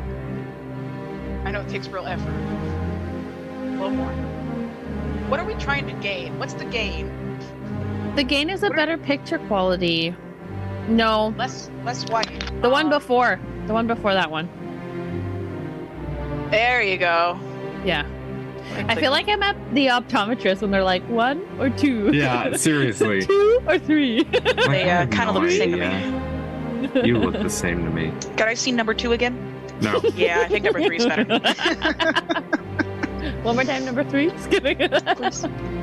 Listen, Rory, I'm gonna need you to stop looking so fucking handsome, alright? I know Becca's not here, and I know you're just trying to pull some girls, but like, What relax. the hell's going on? Your hair is You look too freaking good fabulous tonight. today. What's going on? Chill, dog. He's straight up modeling. Oh my lord. Look at that. Let's go. Almost stop it. Put the headphones back on, please. I don't know how to act. Stop it, you're getting her all flustered. You do look really nice today, Roy. I love what you did with your hair. It Yeah. like suits you very well. Did you get a new haircut or what'd you do to Becca's it? been wanting me to grow it out, and it's in this really awkward phase where it's not long enough to actually go back. It looks so Where good. it's just kind of like, oops. It looks so Aw. good. But it parts I like nice it. right now. No. Mhm. It does part very nice. I like the little curl like at the front. Mhm. I thought you were getting super into character, but this is just your new look. Oh no! Yeah. Good look. No, it's a good look. Bro looks Looks awesome. gorgeous. You look good, man. As soon as you came on, we're like, whoa, look at your hair. It's amazing. I've never looked at a halfling like this before, but sheesh. 2 foot tall drink of water. Anyway, and John over here with the dinosaur shirt. Lord have mercy. So You put attractive. Watch dinosaur out, pants on ladies. too? That's amazing. And Almost outdoes dinosaur my hair. socks? Wow. Right now, John is in a full T-Rex outfit. Do you guys like the dinosaur Speedos? How do they look? Dude, they look good. Turn around one more What time. are you do with all that I need to see more butt. cheeked up like a chipmunk? Generally, like, Rose walk around like that. Lord, who said you could leave the house? Who said you could leave Take that it all house? off. Oh, shoot, I wasn't going to Blue Box Con, but now I am. Yeah, one pair is included with every gift bag. Golly. Oh, you guys Send are in too your much. sizes now. John's like, God, if I could kill all of you right now. Something to that effect, yes. Yeah. So I don't have Smite I would Evil never anymore. wear them, but I would want a Speedo that's just blue box. I'd wear it. You know what? I'd frame it. Not Speedos, but boxers. Do you want the logo on the front or on the back? I can't. I on think the John's face should be on the front, and the logo and the name should be on the back. Yo. Okay, I need to come back for a break before this gets any worse. Yeah. So Hob, start working on that artwork for me. No problem. Sure. Definitely. Don't worry, she'll just forget anyway. Love it, Get love it, love right it. on it. All right, here we go. That- Back in 3, 2, and 1. I was telling Mono that I was like, bro, I forgot I did this. She's like, yeah, I can tell. Hate you so much. All right, welcome back to Blue Box Greyhawk Awakening, episode 102. And yes, I am sporting the infamous dinosaur shirt. I do like dinosaurs. I just don't like them in my D&D. So as a result, my players and my mad chatters constantly harass me with dinosaurs. And anytime we get and stick around 100 viewers, I have to wear this dumb shirt. So I'm stuck with it now and still trying to create some sense of gravitas as I DM in my dinosaur shirt.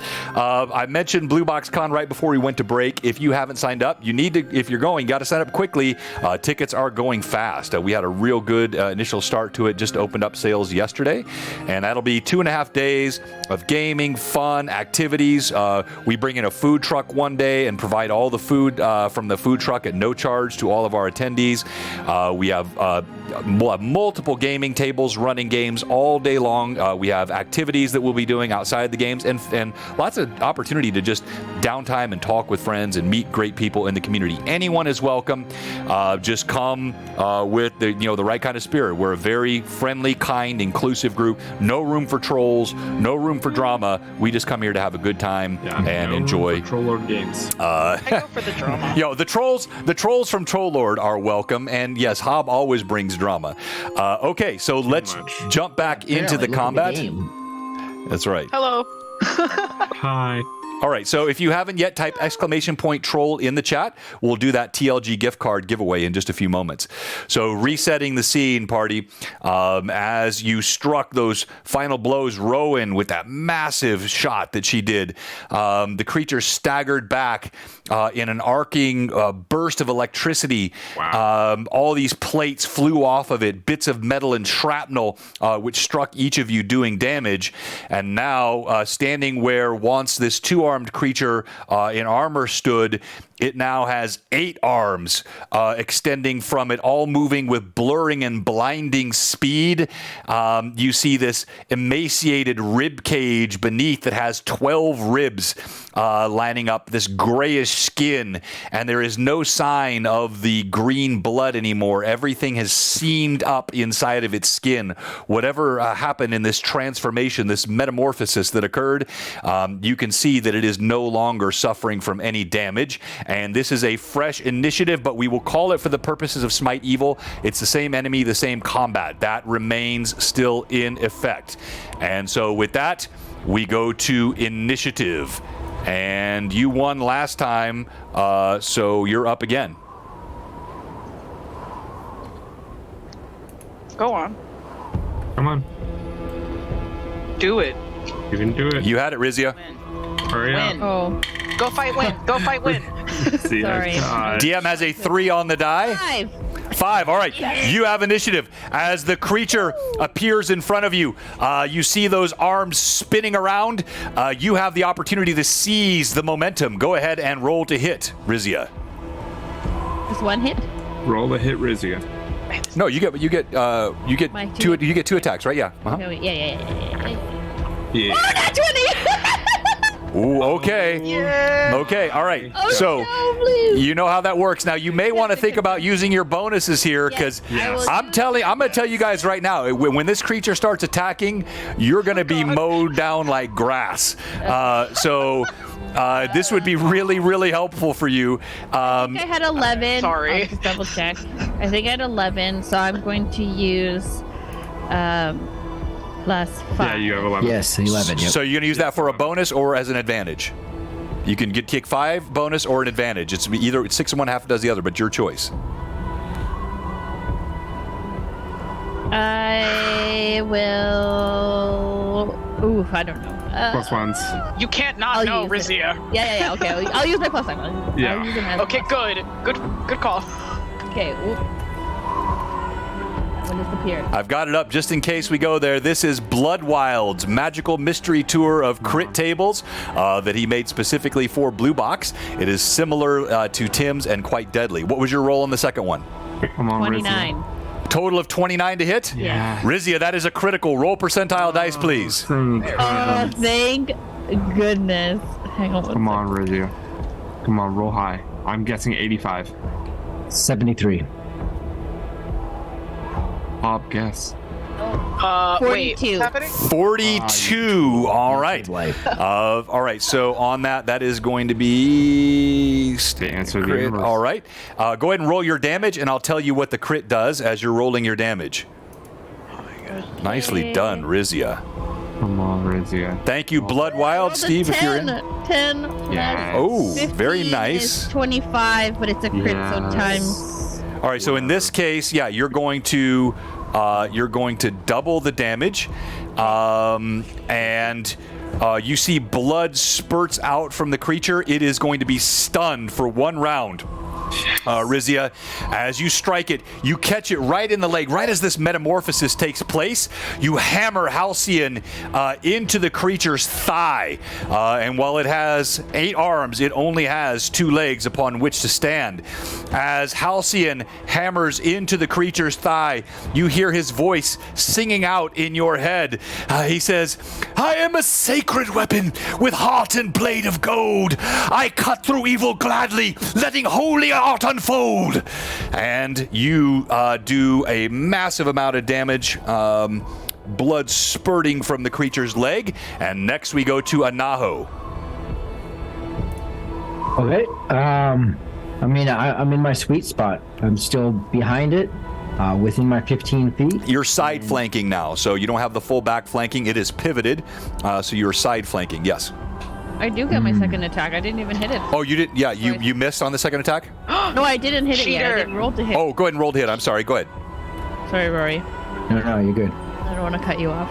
No. Another Kill nat it. 20. Cut off No, his leg I rolled- instead. Take the kill from Rasmus. What's your total? 12. No, 12, 30, 14. Total of 14? Yeah. Okay, that is a miss. Anaho. No. Anyway. So, do I have the ability to fully flank it, like get behind it, or? No way. No way. These arms are moving. So each of the, you still have the twin blades. Each arm has razor-like claws on the end of it, which are spinning around. Well, then I'll just say where I am with the side flank, and again shoot another holy bolt at it. Okay, roll to hit. Come on, Anaho, kill it with kindness. Oh yeah, lots of kindness, lots of Oh, kindness. Let's see, that is 13 plus 9, so that's 22, plus my to hit, which is 3, so that's 25 to hit. 25 to hit on the side flank is a hit. Yes. Sweet. So same thing. I got sneak attack, accomplished sneak attack, and slowing strike. All right, and that was a DC 14, correct? And it's a DC 13. 13. Yeah, made it again. And so that's 10 on the die plus the 2, so 12. 12 attack, 12 damage. Very nice. Okay. Thunk. Now we go next in order to Rowan, and then after that will be Valfino. Go ahead, Rowan. It's your dismay as you see, the creature. You know you had a killing blow, and now here you are toe to toe with it again. Whoops. I'm going to. It's facing away from me, right? Or is it facing? No, it's pretty much facing you. It's you. Rizia is to its immediate left. You are to its immediate right, just as you see here. Oh, we're in a precarious situation. I'm going to try to aim at the same place that Rizia had done. Seems like the legs are its weak spot. Okay. So she's going to, still in rage. She's going to go at its thigh. One big ol' swipe. All right, roll to hit. John, don't rush me. I'm going. Oh, that's not great. Oh, God. Oh, please let me in. Hold on. Let me in. If my iPad... Okay, yeah. Okay, God. It's not even going to hit. I'm not even going to bother. That's a 12. No. Although I will tell you, its armor class is not as good as it was before. You can see it's missing all that armor on its chest now, an exposed rib cage before you. But no, that will not hit. Now we go next to, in our initiative order here, we go next to Valfino. Okay. And Val is not straight on, but really not on the side either, right? No, Val is straight on. Straight Val, on. Val splits those two. So yes, right there. Okay. Val is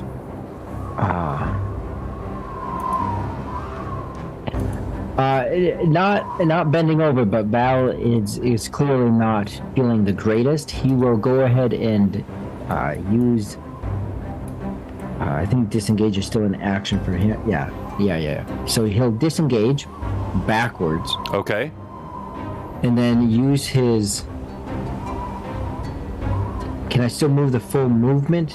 So yes, because you're forgoing any attack. Yes. Yep. So I want to arc around towards Anaho. Okay. So you're going to come back this way, and you'll get your sort of curve it. Let's call it 30. That's a straight shot. So you can get to about here with your full movement. Atop the stairs, 2 steps up, your feet crunching on the stone and ice. We will go ahead and roll d20. Not difficult, but you're moving quickly, and this is a very icy condition. Just make sure you don't stumble and fall. And on his way over, he's just going to yell out to Anaho. Who? Oh. Val will yell out to Anaho, lend me something to shoot with. Okay. I don't know if I'm adding anything to it, but no, just roll your d20. 8 on the die. Hey, all right, you're fine. All right, Rasmus, you lie on the ground, utterly exhausted, feeling drained to the very core of your being, but you hear the sounds of bloodshed, the cries of your companions, the otherworldly clicking of this creature, the swoosh of its arms, its claws raking through the air. What do you do? Rasmus will face down, arm now pulled back towards his body where he had just healed Rizia, pushes himself off the ground and reaches for the new longsword he bought in the town. Forget the name of it. Last chance. And will draw the longsword, and with 2 hands, just 1 step sluggish, 2 steps sluggish, 3, and then he's quickening his pace, and then will swing. All right, and you have now the flank of the creature, so go ahead and roll to hit. You step up behind it, staring up at this insectile creature. You have to actually, even though you're behind, the arms swing back. You have to duck as these arms come past you. You bring your blade down, and your to-hit roll is? I'm gonna roll with my 5, making it advantage. Come on. Oh, and I will be using a swift action this time for Bane. Okay. Across the blade before I roll. Nice. That is going to be 26 to hit. That's a hit. Okay. That is going to be for radiant damage from the Bane. I think 7 radiant damage. All right. Be offline. Yeah, just 2d6s. Nothing increased. So 7 radiant damage, and then I can't remember 3E. When you use 2 hands with a longsword, does it go up in a die type, or is it still the just D8 for longsword? No, it's still just D8, but also, hold on. We lost Hob. I didn't even notice her drop. I don't know how long ago she dropped. Oh, I kicked her from the game. Yeah, sorry if we had that up for a while, guys. I was busy looking at other items on the board Freaking here. Hob. Gosh. Listen, I'm really sorry about that, guys. I would never let that happen again. I'm sorry. I'm messing up. Lie. Okay. All right, what was your damage? Not a lot. D8, 2, 5, 7, 9 points of slashing damage. Okay, and you do get an additional, so what is your strength damage? Plus 5. All right, so, and we'll round up. You get 1.5 that when you're attacking a large creature. So we'd add 3 to this, so your total damage again was? 9 to 12. Plus. So 12, and then plus the 7 radiant. So all right, so 19 points of damage. You slam your blade. The radiant damage flows from it. You feel it sink meatily into the creature. And very, very fortunate, based on the critical from Rizia, the creature loses its attack this round as it is stunned. And that just prevented a total of 8 attacks from coming at you guys. So now we go to initiative. The next round, it will be unstunned. This is a very, very important initiative. Yeah, Rizia, come on. Come on. Don't disappoint me, please. DM has a 5 on the die. You have a 6. Unbelievable. You are getting so stinking lucky. All right. So we go back to the top of the order. Anaho, you're shooting a bow, so you're going to move to second in the order. Rizia with the martial combat. So we got Rowan and Valfino. So that's going to be the new initiative order. And actually, Anaho will go last because he's the only one firing a bow. So let's start with you, Rizia. Okay. Come on, Rizia. Rowan, you'll be up next. Come on, Rizia. I'm just wondering if Deep. I could. Oh, you know what? It's okay. I'll just attack it twice. Okay. And I have 6, so I will add. I'm gonna roll with advantage, so that'll use 5 of mine. All right. Good, thank God, because that was a 2. Don't roll 2 2s, bro. Hopefully not. Nope. 13 plus 10. So 23. So 23 plus 2. That's a hit. 25. That's a hit. Nice. Okay. So that's the first one. The second one. Come on, baby.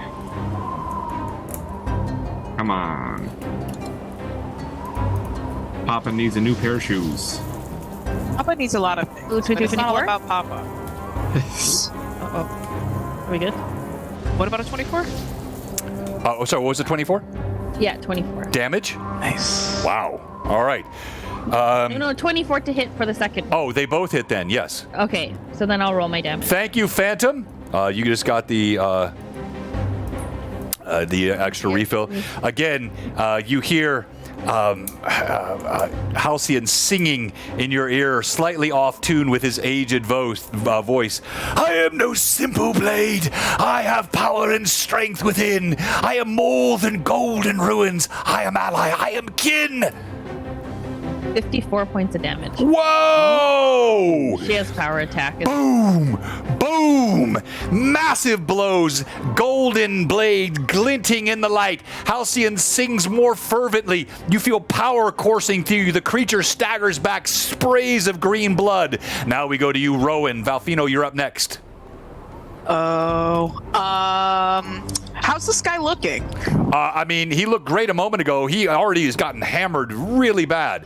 The critical hit and now these 2 blows, there is blood streaming everywhere. Somewhere a DM is quietly weeping for his creature. It doesn't look like it's slowed down at all with its No. Great. All right, we're just gonna go in for another leg attack because if we can incapacitate this thing. Okay, roll to hit, and I think on your phone you're gonna have to speak up a little bit. You're getting quiet. It's actually not on my phone, it's on my iPad. I'm running low on a lot of stuff, and that's gonna be a 13. God. A 13, that is not a hit. No, I know that. Okay. All right, fair enough. Valfino. Val, how far is he from Anaho?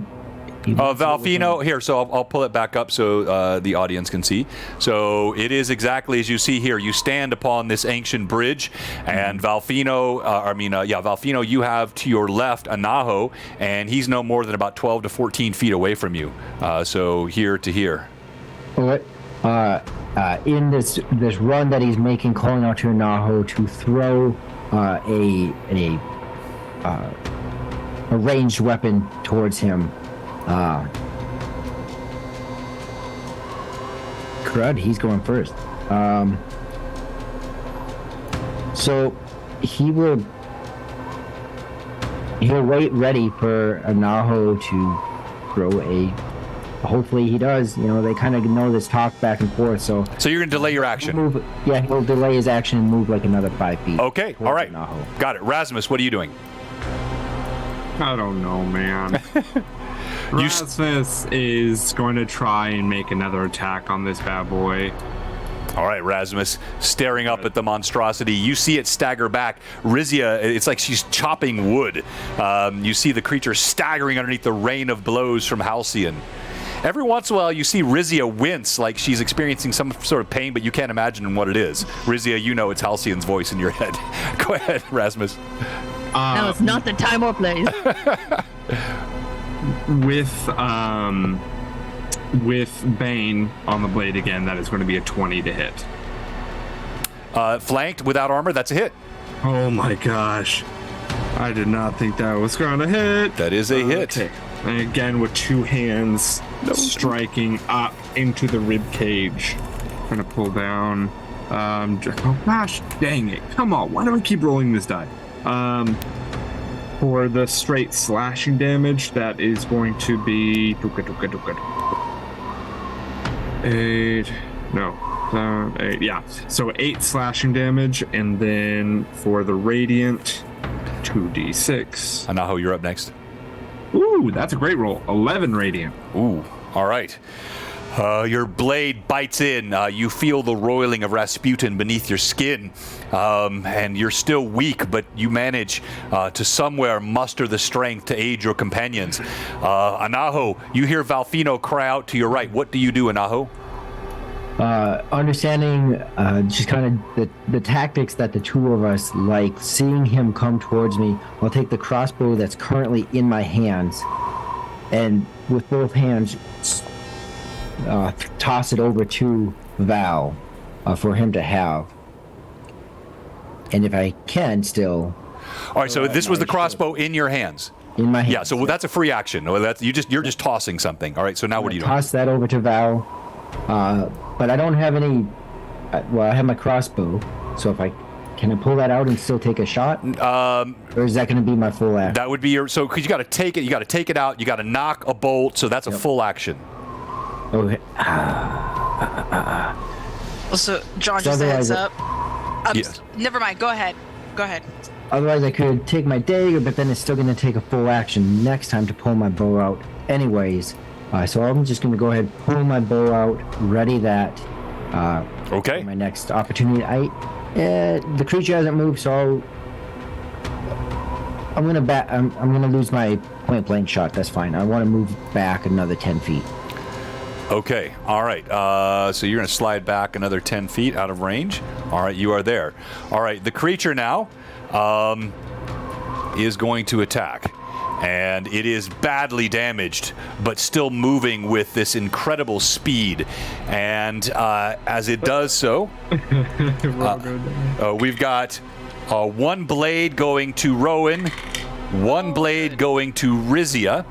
And then we have arms going to Valfino. Actually, was staying. Yeah. So we have arms. We have 2 arms going to the free arms going to Rasmus, and then we have 2 and 2. Yeah. So the front 2 are taking a blade and 2 claws, and Rasmus is taking 2 claws. And now the DM rolls as this creature is attacking. You hear that clittering, that chittering, that sound of clicking. It amplifies, it gets louder, almost like an insectile drone that is distracting in your ears.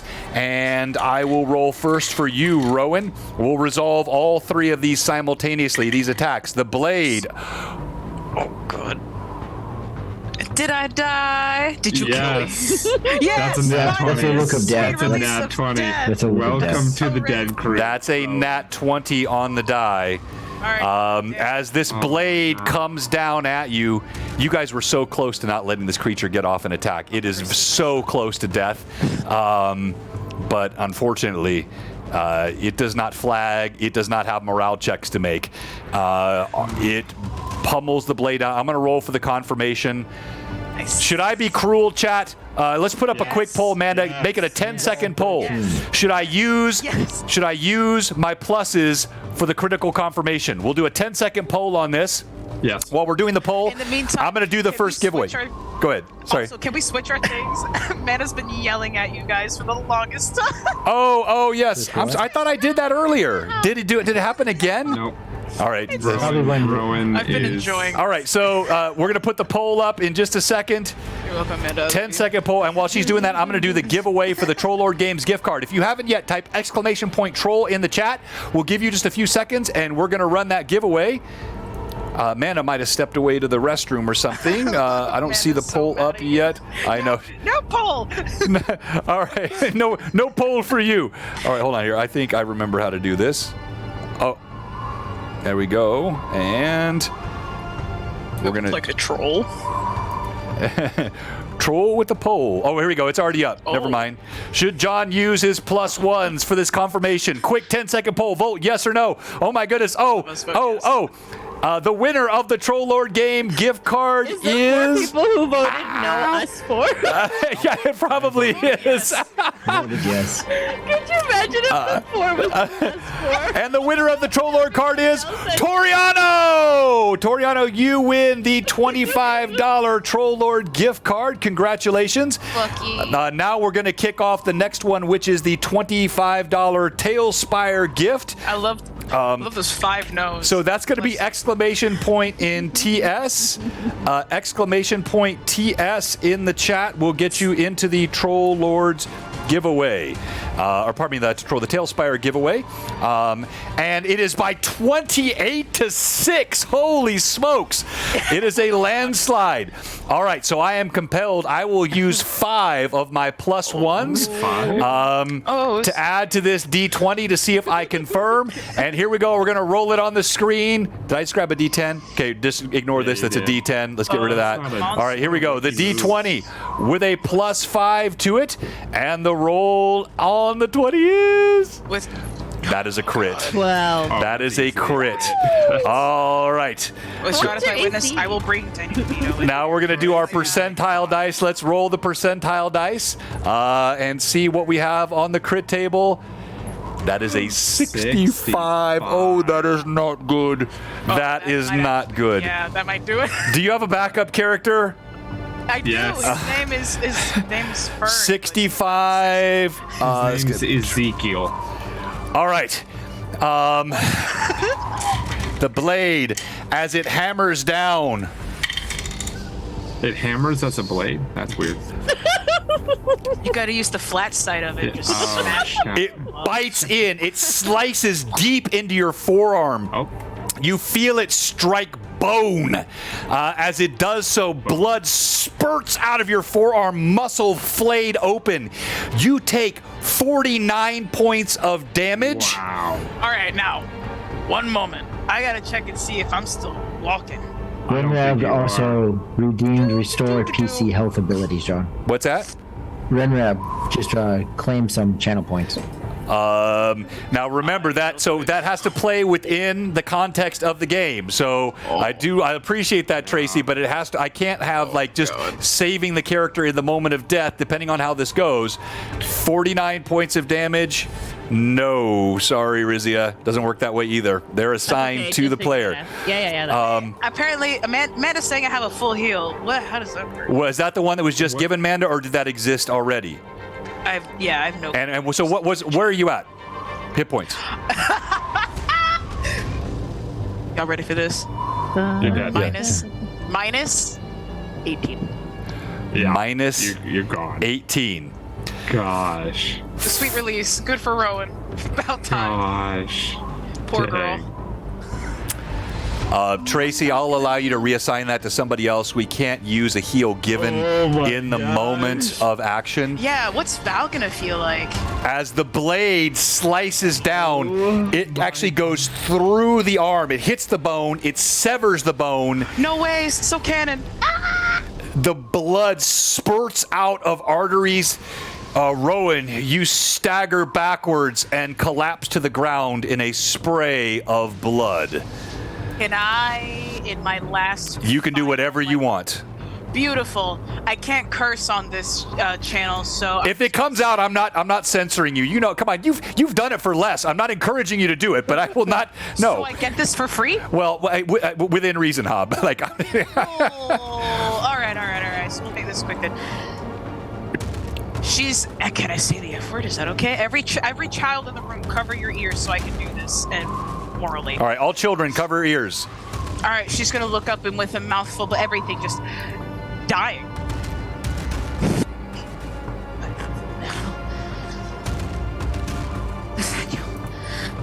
and she'll just fall over. Her last word's the name of her son. She calls out the name Nathaniel, muttering, and I did. By the way, I did not censor you. For some reason, when you said that, you cut out. I don't know what happened there. Perfect. I don't have that ability to say, like, God.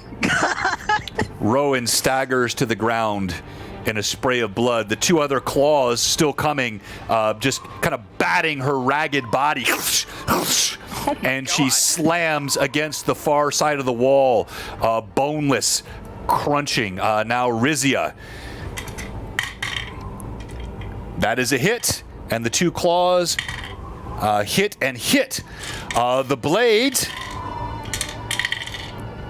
you take 27 points of damage from the blade. The claws, not nearly as deadly. You take 10 from one and 12 from the other. So that is your total damage. Rasmus, two of those arms fling back, those claws striking you as its head pivots and spins around rapidly. It's like its neck seems to be, almost itself boneless, able to pivot in 360 degrees. And that's a miss. Wow, that was a horrible roll. That is a hit. Rasmus, you take 9 points of damage from a claw, and then 23 or higher. What's that? It hit 23 or higher because the new AC. Oh, no, actually, it hit a 21. So, no, actually, it missed the 23. Yes, all right, so both of those missed. Never mind, you took no damage. And that's 2 for that. John, also heads up, I'm going to send you something in Discord. Okay, I'll check it right now. I'm also going to send you something in Discord. All right, and then now the creature is weak. The creature is staggering, but the creature stands. It is initiative, and you're rolling again, Rizia. For initiative, Val held or delayed. Oh, yes, go ahead, Val. Yes, Val. That's right. I forgot Val had held the action. So now with crossbow in hand, seeing Rowan go down, Rowan being Val's closest for so long, or what seemed like so long as they met in the past on the road, and they encountered this group, encountered different situations, and this weight of just pure heaviness starts to weigh on Val's heart, on his soul, encompassing everything as his hand grabs the bolt and places it and pulls it back. Everything in him is focused solely on this creature. Taking a slight step forward, aiming, and just taking all of that bitterness and anger, how he cares so much for those who can't defend themselves, how he cares so much about the women who are in need of aid that he wants to help. Remembering back to his home, and remembering certain things there, he releases the bolt. Roll to hit. As the wind whistles through, and the meaty thunk and the sickening crack of Rowan's bones as her body is flung against the side of the cliff. Bang! You hear the twang of the crossbow bolt. What is the roll? 26 to hit. That is a hit. It's a hit? Mm-hmm. It's flanking with any kind of sneak attack or no sneak attack? No, you're not flanking. You're pretty much face on 3/4 angle. Okay. So That would have been awesome if that was a flank though.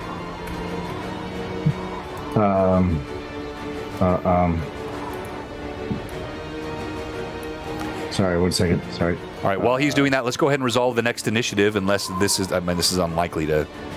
It is 9 points of 9 points? 9 points of damage. Thunk! The bolt sinks deeply. It is initiative again. Rizia. Ooh, this time DM has a 4 on the die. Now you can convert. You can convert your pluses to. I already rolled. I got a 4. Okay, roll again. Now, if you want to, doing about converting, you can convert 3 of your +1s to a +1 on the die. And in fact, you know what? I'm going to go ahead and do that myself. So, Amanda, I'm going to use 3 of my +1 to add 1 to my initiative die. So will I. So I can definitely change. I can turn the tide of this combat real quick. All right, here we go. +1. So DM has a 2 +1 3 on the die. 3 total. 2 +1 3 or 1 +1 2? 1 +1. The creature goes first. Ah! Okay, Rizia, it turns. It spins toward you. This time, both of the blades are coming at Rizia, and then the remainder of the arms will go at Rizia and at Rasmus. Holy crap. Oh, that was such an important initiative. That's one reason I like group initiative. All right, so 7. That's a hit. You are hit twice. With the first one, blade slices down. Not as good a damage this time, only 21 points of damage. The second blade, 23 points of damage. Are you still standing? -11. Oh my gosh. You collapse to the ground. Bob, remember I said opportunity? No! And now we go to Rasmus. Rasmus. Ah! Okay, arms. There are 3 arms attacking you. That is a miss. Oh, that is a hit. To the person who created this thing. Dude, that's what I'm saying. And that is a possible fumble on the third roll. But not a fumble. All right, you, Rasmus. Ouch, you take 11 points of damage from the claws. Yep. Are you still up? I'm still up. All right, Rizia slumps to the ground in a pool of blood for the second time. You hear, the last thing you hear is Halcyon's voice in your head. Rizia, not again! Stay on your feet, woman! Stay on your feet! As she collapses, as she's collapsing to the ground, the last words that she utters is "Shut up!" I love her so You much. can see her just her eyes roll to the back of her head, and she just completely collapses to the ground. Okay, so now let me change up the order here. So order now is we have Rasmus, the only one in combat, so his weapon speed doesn't matter. He's the only one in martial combat.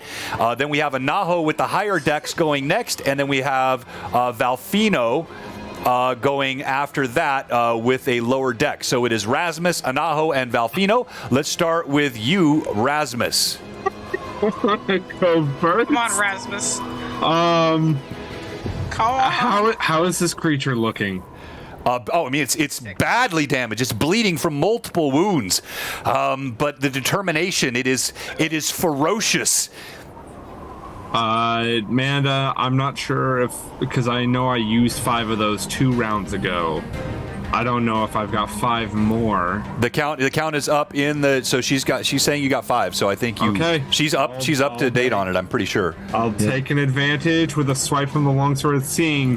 Now, one person that I was really growing close to, fall. The second person that I guess I've been with for the longest, and she's kind of hit the ground. Whatever. Rasmus just looks up, panting.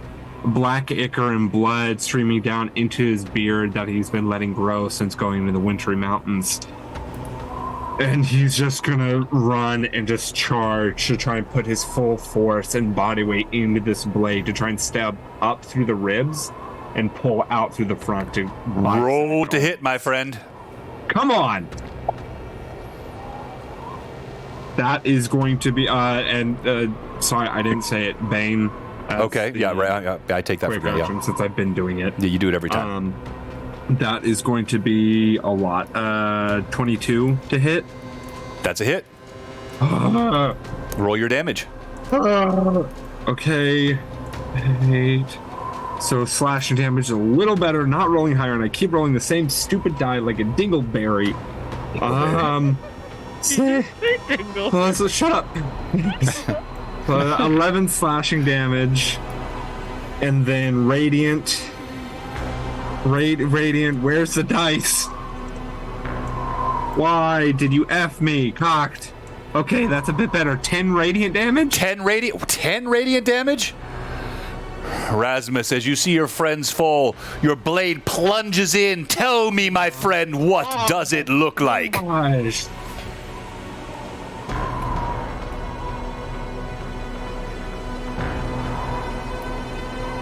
Rasmus, like I said, he moves up straight into the rib cage of the creature, pushing it up into the helm.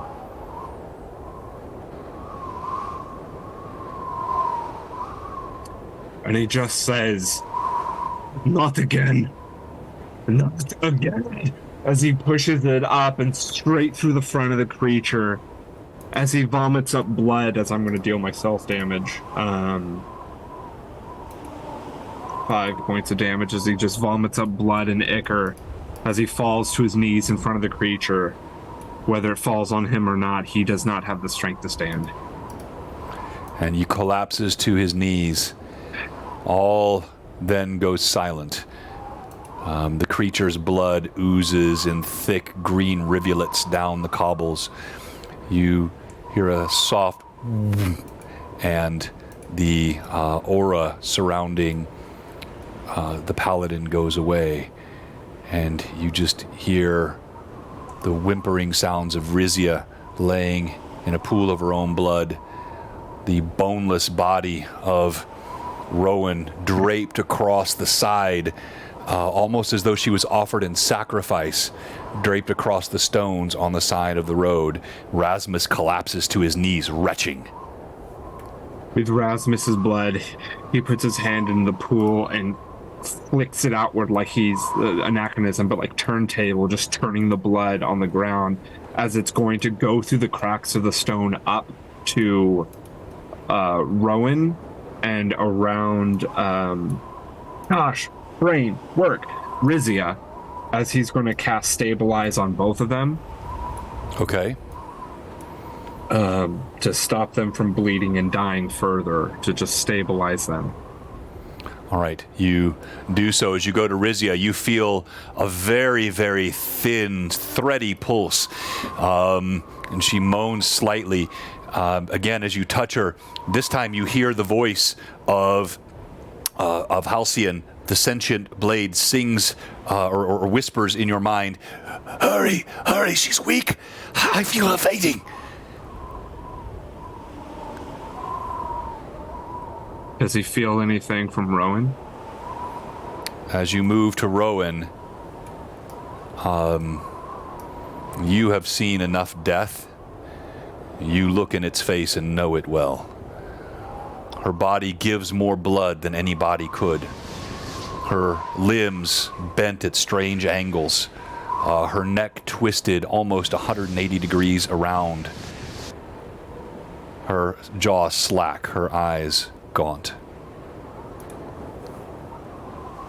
Rasmus is, because he's just kneeling there still before the body of Rowan, his blood through the cracks running to each of them, almost like an infusion of sorts.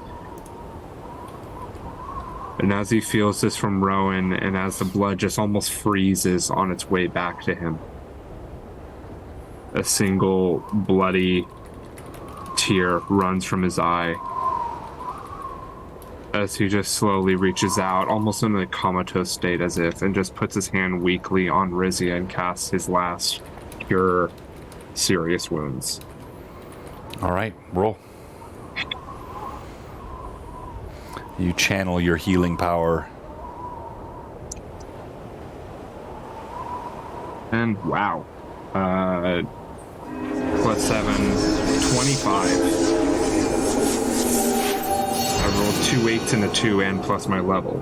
So 25 healing. That's really good.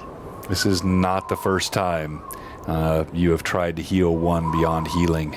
You feel that familiar lack of connection with the flesh that lays beneath your hands. Rizia? Oh, I'm sorry. I thought you were still talking about Rowan. No. Yeah. Sorry. No. Yes, Rizia, you receive the healing. Yeah. You see her eyes weakly flutter open. As she kind of comes to, you can see her eyes focus at you, Rasmus, as she grabs the collar of your clothing and she pulls you in. And very weakly, at least I still have my limbs this time. And she like lets you go and then she like passes out. Yeah, he doesn't meet your gaze. He just laughs and pats your hand as you pass out. He puts his, like, weakly your hand on top of his other, and he looks to Val and Anaho. And the two of them, both Val and Anaho, will quickly scurry over to moving around this creature, moving over to first Val will go over to Rowan, and when Val gets there, you'll see him kneel down next to Rowan, and in the pool of blood that's around her, as he kneels down, he'll bring his hand behind the back of her head and pick it up, and you'll see his body start to sob. And wordless, speechless, but knowing that the full weight of death is on his shoulders, as he holds her head, he'll just wipe his hand on his clothing and softly, very gently, as an angel that touches a babe, he'll slowly close her eyes and then pull her in and hold her close. As Anaho runs over to Rasmus, there is not much time with what you've told me, although I don't understand it. And he'll grab you and start to pull you towards this creature. Whatever it is that you do it now and let's get out of this hell. As he's just looking between the two bodies and nods to you with that, he's weak, but it's that directed look of a soldier. And he just nods and moves over towards the body to stand almost straddling the rib cage.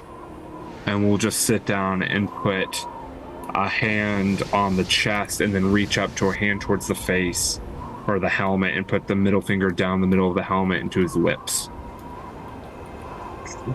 As he breathes in and he does the listening to not only sins, but also, if possible, able to speak with the dead.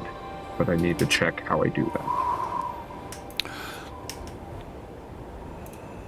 Thank you very much for the follows. And Dark Elf, sorry about that. It's always a sad thing when it happens, and you know these combats are getting increasingly dangerous for this party. It's been quite some time, but those crit tables, coupled with the power of this creature, you were so close to finishing it before it was able to get off the attacks. And then, you know, one of the reasons I like the structure of the group initiative for the importance of combat that it adds. All right, as you go ahead, Rasmus. I guess it's a will save, but I'm trying to find where the DC. Well, let me save you the time, okay?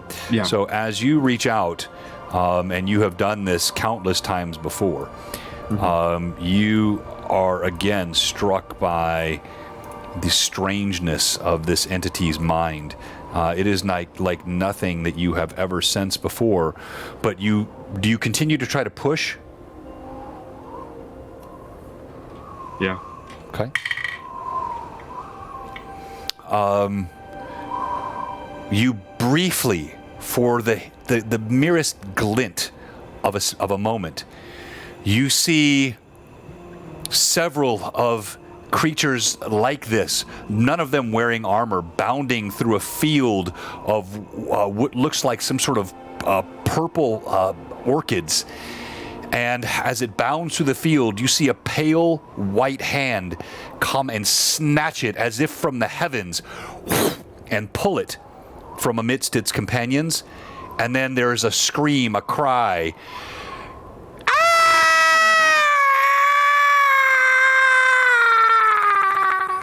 In your ears. You take 4 points of psychic damage and stagger back. He topples off of the chest almost into like where the spinal column would be and onto like the lower hip armor, and falls right into that crevice with his legs up on the ribs with a little bit of blood that's running down his nose. Would I have gotten any of the sins from that or no? You had the distinct sense, almost as though trying to read the sin of an eagle. Read the sin of a beetle. They have no such concept. It is simply to live, to exist, to survive. Whatever manner this creature was behaving, its will had been subverted. So what you're saying is no healing from this. Correct. Yep. Okay. Cool. That is really cool. I'll run over to you, Rasmus, not knowing exactly what just happened. Did it work? Are you good to go again? No. You're telling me you're still messed up? I mean, yes. Let's search this body and get to a better place to recover. Do what you need to search it. I will tend to the others real quick. And you'll see this composure that Anaho's not necessarily taken on before. He's dealt with encounters. He's dealt with 187 years of slashing and bashing. It just has this real firmness to his voice. Rasmus, whatever you can find, if it can aid us, then find it. He runs over to Valfino and, not out of aggression, but firmly grabs his shoulder. Right. And Val, it is time to go. And I'll stop as I feel him sobbing. And just the words of Rizia echoing about these things of family and kindness and caring and choice and wants and needs and necessities ringing through his head as he feels the warmth of Paylor through the amulet. Loosening up on Val's shoulder. Val, I know that this is a loss, that is a burden that cannot be grasped in this moment. Let us carefully take her body wherever we see fit, wherever you see fit as your friend. But we cannot stay here right now. Rizia and Rasmus are injured very gravely. Please let us go.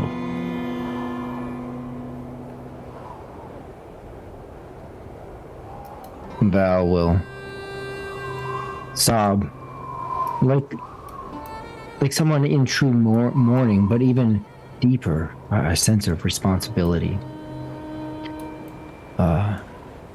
As he will cradle under her head and under her legs, numb to everything that's around him, as cold, if not colder, than the mountains we stand in. Firmly holding Rowan in his arms, pressed to his chest, he'll stand up.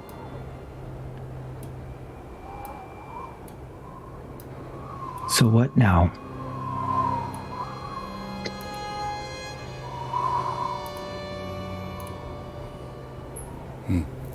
Bravo, Rory. And by the way, for our viewers that aren't, we're missing a player tonight. And so Rory is playing both his character, Anaho, and he's also playing Valfino. Always difficult to do, particularly in emotional moments. And Rory, I think you've done a fantastic job with this. So just go carry on. Rizia, you're still down, correct? You've fallen sort of unconscious. Right. Rasmus, what is it going to take? What'd you find? Rasmussen this time would have pulled himself up by the ribs of this creature and just be looking through the body using detect magic in his right eye and looking for anything that could possibly be used on this creature. So you see both of the blades that it carried, they're intact. They're each two-handed swords to a normal creature, to a normal-sized creature, long two-handed blades. And it looks like the metal is of an extremely bright sheen. The blades feel surprisingly light as you lift them, and you can immediately recognize masterwork quality in the craftsmanship, if not more. You see the armor, which would have been of no use to you in any case, has been split and burst away, and the creature bears no other. There's no jewelry. This is again that sort of an insectile mentality that had been imbued with some sort of ulterior intent, Purpose, and purpose. Only its blades remain to you. He's going to have sheathed after wiping and cleaning his longsword, resheath it, and he'll just have both great swords over his shoulders. These are it. This is the only usable thing on it. I say we move off the path. I agree. There's likely the place that Val and I, as he looks over to Val, there's likely a place that we can find in these cliffs off the path. But do you know? And he struggles to say it, but do you know if Rizia and Rowan? Rizia's alive. Rowan. But do they have anything in their pack that would aid them right now? Not Rowan. I'm sorry, Val. But does Rizia have anything that could aid us? A potion or something? As Rasmus tries to think about it, I think Rizia had one potion? I don't know. I'll go look. Yeah. In your hesitation, he'll just like, we don't have time to hesitate. He'll go over to like lift Rizia up and get her kind of under his arm. Okay. Because he's a strong guy. He's just feeling super effing nauseous right now. Yeah, so Rowan, Anaho has no hesitancy. He will, as soon as she's up, he will be in the pack. Not in the pack, because he could probably fit, but he'll be digging. Well, let's go. As you look and as we hobble and move off the path. As you pick up Rizia and we're kind of walking, you can see she's really struggling. She's kind of hunched over, her arms around her waist, just from where it cut her open. The more you walk, the more she kind of comes to. Rasmus? Rizia? Where's Rowan? Behind us with Belfina. She did not make it. Valfino too? I don't understand. Valfino is alive, but Rowan was not so lucky. Where's her body? With Valfino, they are coming with. They are behind us, we just need to get off the path. Okay. Do you have any potions on you that can be used? No. I don't think so. Alright.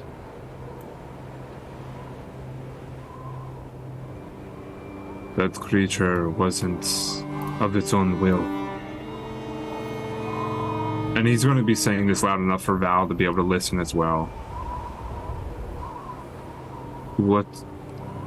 What we are going into, they have the ability to take over your mind.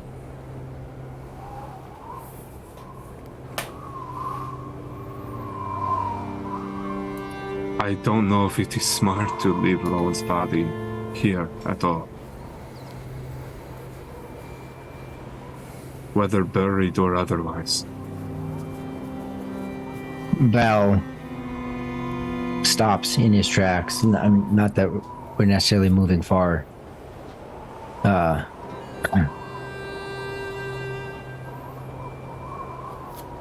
Unless you have some ability to properly handle this, her body will stay nowhere except in my arms.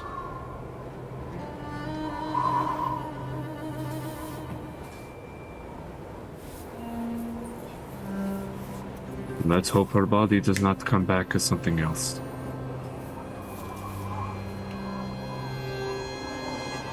Because I don't want to have to fight a friend.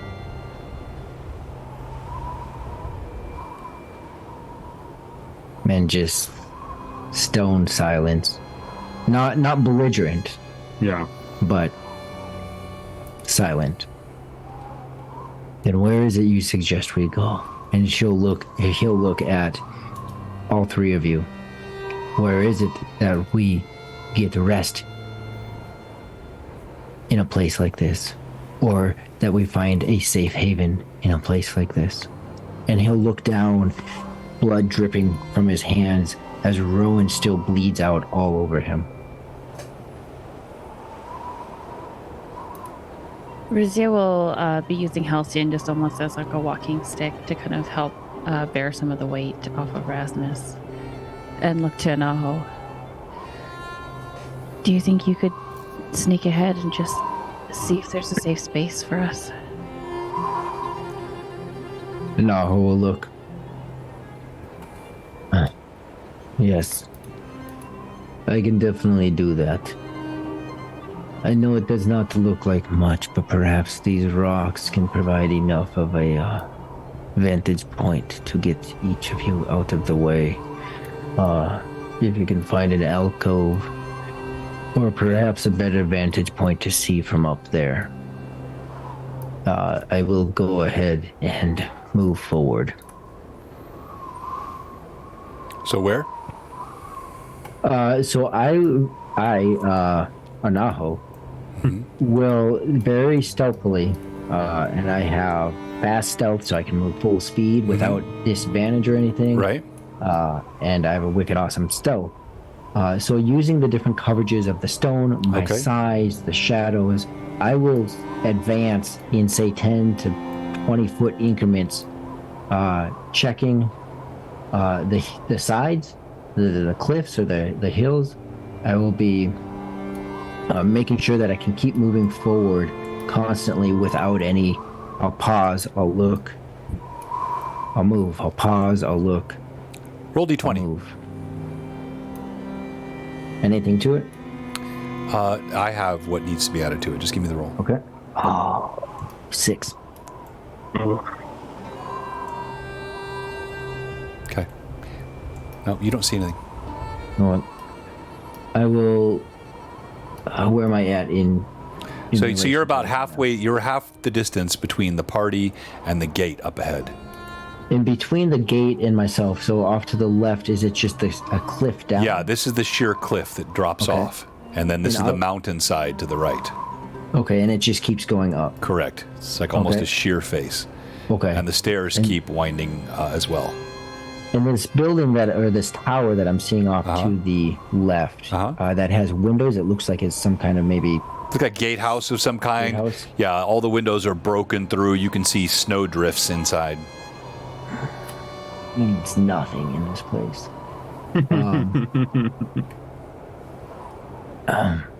I will pull a red fletchling arrow. Okay. I will knock it, and I will advance closer to that guardhouse-like place. All right. As you do this, are you staying on this side? Are you moving to the other side, or where are you going? I'm going to go ahead. I'm going to stay on this side using the left-hand side, using any kind of coverage, stones, and whatnot to help protect or hide me. All right, roll d20 again. While he's doing this, Rasmus, Rizia, what are you guys doing? Rizia's too weak to really do much of anything. She's just focusing on taking steps forward, using Halcyon as a walking stick again, just to kind of ease some of the load for Rasmus. Interesting. I'm strong. Rizia, I know this is probably not the time. I am sorry for the loss of your friend, Halcyon says. But we really should talk about your form. leaving yourself so open to be stricken in that manner is not advisable. Halcyon, not right now. Please, for the love of God. Or Paylor, or whoever. Yes. Just shh. Are you shushing me again? Yes. All right, please. Halcyon, I can hear you too, please. No, you can only hear him when you're touching her. Sorry. No. You're only hearing him when you're touching her. What was your roll, Anaho? 8 on the die. 8 on the die. Okay, yeah. So from this vantage point, as you're looking to either side, you glance over and there's a brief break in the clouds, and something catches your eye. Looks like at least a mile down the sheer side of this cliff. You look a little closer, and you can see it's a small group of people, perhaps 4 or 5 people, following along the same path that you came up. F me. F that. When I look back at the 3 of you, are you guys advancing towards me, or are you trying to find a spot off to the side? I think we would just be following your lead, right? Or just walking slowly I thought towards? we would be waiting for him to come back and give us. So which is it? Well, I can't go anywhere wherever Rasmus is going. I'm stuck. if Anaho's gone forward, he's not moving at all. Okay. All right. Okay. So Anaho, they're all behind you. You see this. What do you do?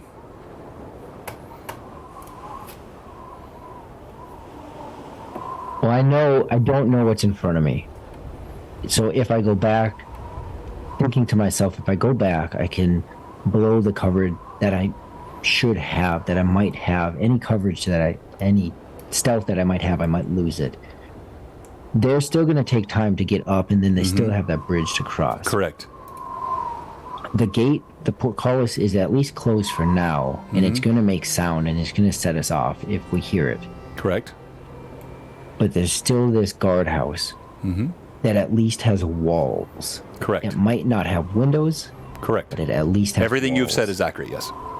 So I want to, again, every bit of stealth that I have, dipping back and whispering thanks to the drow for all the lessons of being quiet. And I want to move up to the entrance of the guardhouse. And die. Check to see if there's a door, if there is even a door. All right. As you creep up toward the abandoned guard tower, once again, now that the rush of combat and the surge of emotion has left your body, the bitter chill of the wind bites and gnaws to the bone, and that familiar feeling tickling the hair on the back of your neck that you're being watched from above. This shade wall, this keep looms from atop the mountain, brooding beneath the clouds and the sky above. That bitterly cold wind whips at your cloak as though trying to snatch it from your back. You realize now your face has gone numb, your nose, you can't even feel it. It's so frigid. With tentative steps, the memory of what you just saw, you know someone is coming up this slope behind you. You come to the edge of the gatehouse and you peek within the door, one hand trailing across the cold stone, the side lintel of the post of the door, and peering into the yawning darkness. You see there is there's shadow and some light coming in from these broken windows. Clearly the vestige of some great fortress years past, now fallen into complete disrepair. As we do that, let's go ahead and do our Tailspire giveaway. Here we go. We're going to roll it. If you haven't typed !TS yet, type !TS in the chat. I'll give you one more chance to do that. Then we'll do our final setup for our giveaways. We're coming down the home stretch here. We're giving away tonight this classic Lightning Source reprint of the original World of Greyhawk. This even predates the glossography. This guy is gorgeous. Got the Darlene map cover on the back, full color on the inside, all the map inserts. This is a classic in the truest sense of the word. This will be our last giveaway tonight. And while we're doing that, we do have one question for you for watching us tonight. And you haven't given us a follow. And we've had many of you. Or if you're a follower and you have not as yet subscribed for some unfathomable reason, or if you're a sub whose sub is expired and you have not resubbed, or if you're not in our Discord where the gaming and the fun continues all week long, we have one question for you here tonight at Blue Box. What are you doing? See, even spoken by the voice of the dead. How could you resist Rowan's cry and call? Too soon? Is it too soon? Rowan will be back. Maybe. Not. Go ahead and give us a follow, give us a sub. We would appreciate it. All right, so here we go. The Tailspire license. This is a permanent license, so you can log in with this sucker and you will have it forever. And the winner is...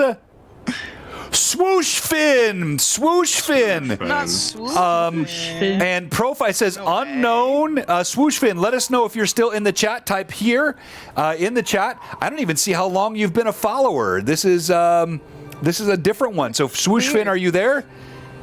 We'll give you just a moment. Swooshy, where you at? Swooshy, yes, let us know you're here. Swooshy. If not, we'll roll again. New kid. New. We'll give it just a moment. Everyone make fun of new kid. New kid. Pokey poke. Let me see here. Nope, they're not in the window either. So we're gonna have to roll again. I am so sorry, Swooshfin.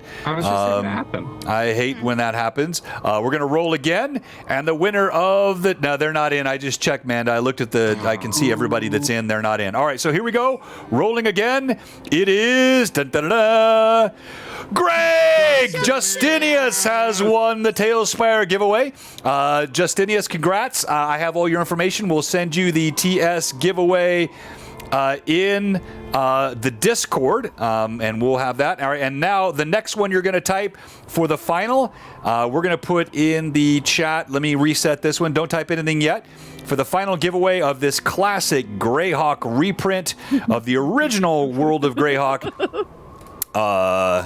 you're going to do, let's do exclamation point, and the word is classic, exclamation point classic in the chat for this gorgeous classic World of Greyhawk giveaway that we have tonight.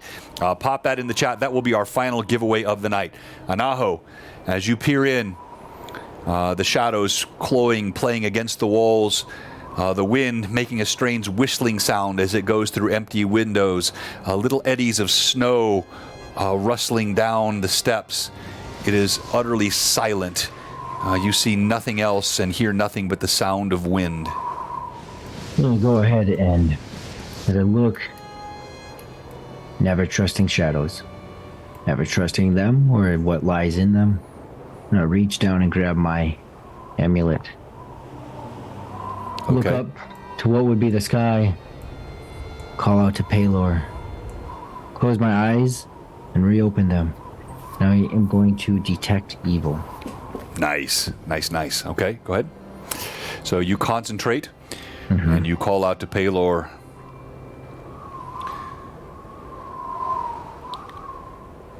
After a moment, you sense like a residue, like a pot that has not been properly washed. There is still a taint of evil here, but nothing present, nothing immediately. What did I say, Vivi? What are you laughing about? I know that laugh. That's not that. Don't ask. Just let's keep going. Okay. You see nothing else. So let me cut away from you for a moment, Rory. Let's come back to the rest of the party. You're all just staring there watching him do this, or what are you doing? I'd say we're kind of sitting either on the ledge or on one of the rocks, just like getting a nice, comfortable position while we wait. I'm going through and trying to. Oh wait, no, I don't have a healer's kit because I didn't buy one in Last Chance. Oh, weird. Yeah. So I'm just going through, doing what I can to help those that are hurt out. Just giving them words of affirmation. Okay. All right. Totally. What about you, Rizzy? Are you doing anything? As she kind of sees that Anaho is going to enter, she's going to try to start moving forward, if you will. If Rasmus will come with, then he's welcome. If not, then she'll try to make it on her own using a Halcyon as a walking stick. Rizia, what are you doing with me? Ow! Stop that! Why? I need your help. This is ignoble. This is not what I was meant for. Well, too bad. I need your help. So be it, but Lord Darius would never have used me in such fashion. It doesn't matter what Lord Darius would do or wouldn't do. You're with me now.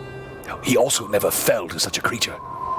Well, I fell twice, so there you go. Precisely.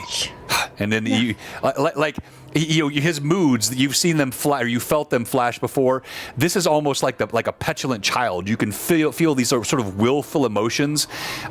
You know how sometimes, even if you're familiar with, obviously you of all people doing what you do would know this, that sometimes people that get up in age, they can almost have those return to childhood emotions at time, and those the lack of emotional control that we'll often have in the sort of the earlier stages of life. You feel that kind of coming in surges from him, where it's nothing more than a petulant child that comes through your connection. And if he's going to keep talking to her, she's just going to bang a little bit harder and hit the ground a little harder to help move her. If he's going to keep yapping. And he will notice, as he quiets down, it gets a little softer. Yeah, he does get quiet. All right. Anaho, you feel no evil. Is this just a single floor? No, looks like you can see at least what looks like 2 or 3 floors inside the tower. You can see the stonework is broken through in places inside, but yes. Okay, I just want to search it before I head back to them. I want to just take the moment, being this can go about 60 feet, sensing the evil. Detecting the evil. I want to do my diligence before I let them into this place to make sure that it's not just this floor, but that this place has no You step in. Active. You step in. You feel the warmth from your amulet. You feel your connection with Pelor. Still, even though you have felt the loss, there is a vibration that goes through your body. That smite evil, that connection to your deity and the power that it gave you, you still feel that buzzing inside your joints. Mm-hmm. You sense around, and you're as certain as you can be, there is no presence of evil inside this tower. Okay. I will not like beeline it to them, but still using the edges, but much less cautious than originally. Okay. I will use the wall edge and scurry back to them. All right. You do so. And as you come back, you see Rizia hobbling her way up using this great golden axe as a walking stick. You see Valfino clutching Rowan in his arms, his cheeks tracked with tears. Rowan hanging limply, her arm where it was severed, just tendons dangling out and bits of muscle. And as her head lolls back and forth loosely with each step, you hear a soft sob coming from Valfino's throat. Don't know how much time we have, and we are likely still being watched. I do not know for certain, but my hairs tingle in such a place like this. That guardhouse up there, it is empty. Vile, but it is empty, and it's at least some coverage. You should know, though. What's that, Erasmus? You should know that there are still others coming. My only guess is that either it is what now owns this place, such as those nuns, or it is others that Drax has sent. Or it is the spider. How I still long. Now, I still long to stab her eyes out. But it is... I forgot about the spider. And our rope is still attached back there. I mean, it might be just as good to let them come the same way so we can then attack them. It could be, but... And he looks at the two of you. I don't think that's what you want right now. Supplies could be on their side. Could be. They could also post up down that way, and at least buy us time as you to recover, and not avoiding Val, and wanting to invite him into this, almost to provide a distraction, but just not knowing if he'll even part with Rowan at the moment. All right, as this conversation is happening, you see Rizia leans over, and Rizia, as you look at Rowan, you see it was the arm without the glyph that was severed, but as you look at the arm that had the glyph, now that the life has ebbed from her body, you see the glyph had disappeared. Completely. Okay. Sorry, I just wanted to RP that a little bit. So Rizia will actually go over to Val if he's allowing to look at Rowan's body. And you see as she kind of comes up, she doesn't have, it almost doesn't look like sadness on her face, but it almost looks like an annoyance, like she's annoyed. As she walks up and she grabs Rowan's wrist, and she feels the cold in her arm. Not sure if that's just the coldness from the blood leaving her body, or if it's just the cold from just the surrounding environment. As she lifts up her wrist, her hand falls lifeless as she flips it over to look on the opposite side to see where the glyph runs. As she looks, as you described it, John, she does not see anything at all. And she almost moves her hand from her wrist to almost like holding her hand as she runs her thumb over the part where her glyph used to be. And she just holds it for a minute as she's kind of looking at the back of her hand. As she drops it gently, she unsheaths her old great axe, and she will then sheath Halcyon. And she kneels down to the ground. At the very end of the shaft of her great axe, you will notice that there's 7 notches notched into the bottom of her great axe. As she kneels down, she looks down at it, and she runs her finger down each of the 7 notches. And she takes out a dagger, and she carves another notch, but this time not in just a straight line. She carves an N into the bottom of her great axe, and she sheaths her dagger, and she uses the shaft to help her stand up to her feet again. Val, watching you do this, cautiously at first, but watching you go about checking the hand and seeing it, too overwhelmed by the moment to even think of what he perceived the night before, what he perceived in other occasions.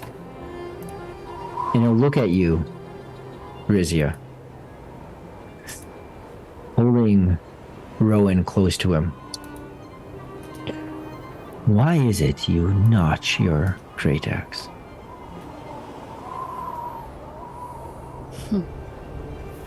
No one's ever asked me that before.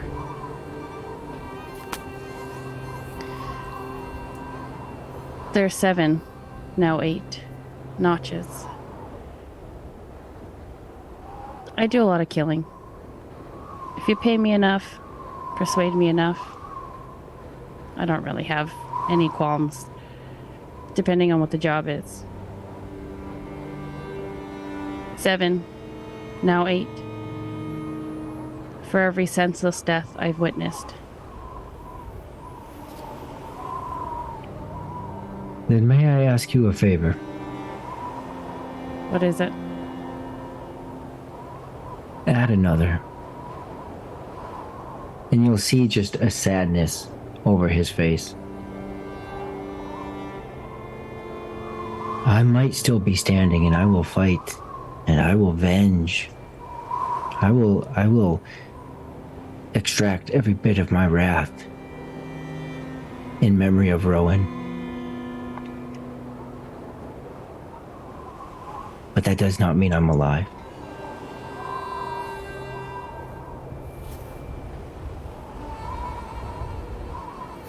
And you see a deep sigh come from Rizia.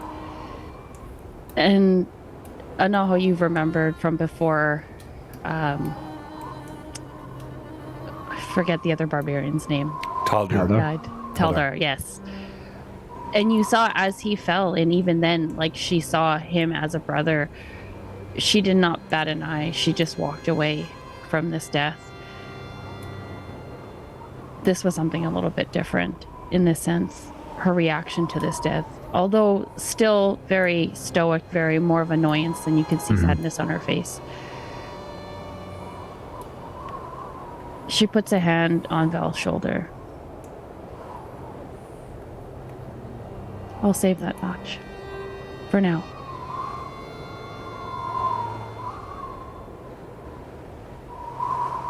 And not in an aggressive, harsh way.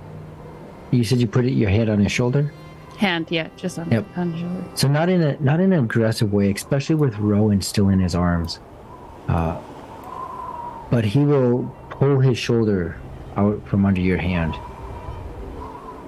Look at you as he takes a step in advancement towards the guardhouse, but not away from the group. And look back at you, Rizia. What good am I? I sit here and I give you each bits of food. Stand over you to give you a potion. Swing a sword and shoot a bow. What good am I to anyone in need when I can't even protect them? Choose to save the notch, Rizia. It's still there. And then he'll turn and look forward again.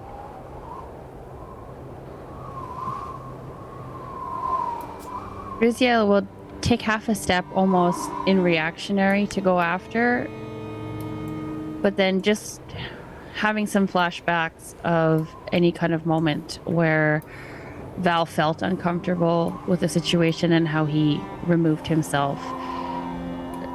She moves to go and say something, and then she takes half a step back and she remembers. She's just going to give him some space.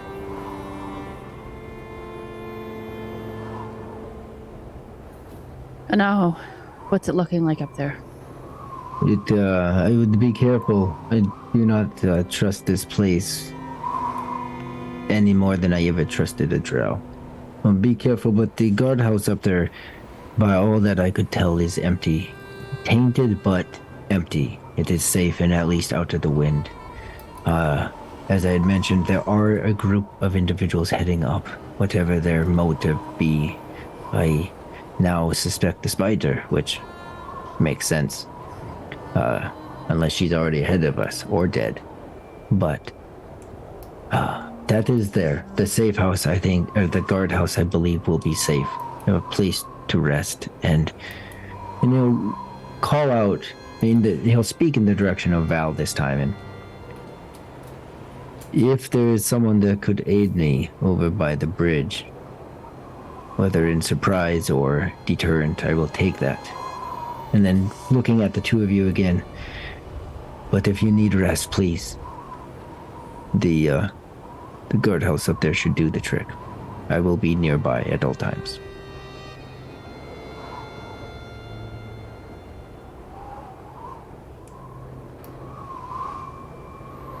I'm not much in shape for fighting. I did not think so. As she like pulls her hand away, and you could see like across her stomach, it's just drenched in blood. Some of it still dripping, hitting the ground and melting the snow in place. As she brings her arm back, I'm gonna head up there. Rasmus? I'm going to help you up that way, but I will return to the bridge. Just be mindful. Do not walk easily across this path. Be quiet and hide as much as possible. I know you two are big, so I'm sorry, but I mean, be mindful. the spider does not know who I am. Not as if that is the spider coming, but I am not concerned as much about those that are coming than what's behind that gate. Understood. Come on. As Rasmus will get his arm underneath Rizia's other arm that she's not using the crutch of Halcyon. Okay. You make your way haltingly across the cobblestones as the party grows silent, but the knowledge of what has happened and the emotion hangs in the air. Your only constant companion, the merciless wind. You come even with the gatehouse, and you can see its darkened opening to your left, and you see the portcullis surrounded by arched stoneway. Spikes of ancient iron jut out from the tops, accusingly pointing at the sky. Do you continue forward to the gatehouse, or to the left of the gatehouse, or do you continue forward toward the portcullis? What's the party doing? Rizzy and I are going left to the gatehouse. Val will also go carrying Rowan, and Anaho will head back to the bridge. Okay. And Rasmus will be the first to enter the gatehouse, as he'll then use sift to send the shadows up and throughout the gatehouse to try and sift and feel if there's anything else in the space. All right. As you do, you send and you feel the sense of your shadows moving through, and you, like Anaho, you find this place to be empty. Nothing inside. The ancient stonework in complete disrepair. Snow drifts on the floor. As you each step inside, you see Anaho pads off in the opposite direction.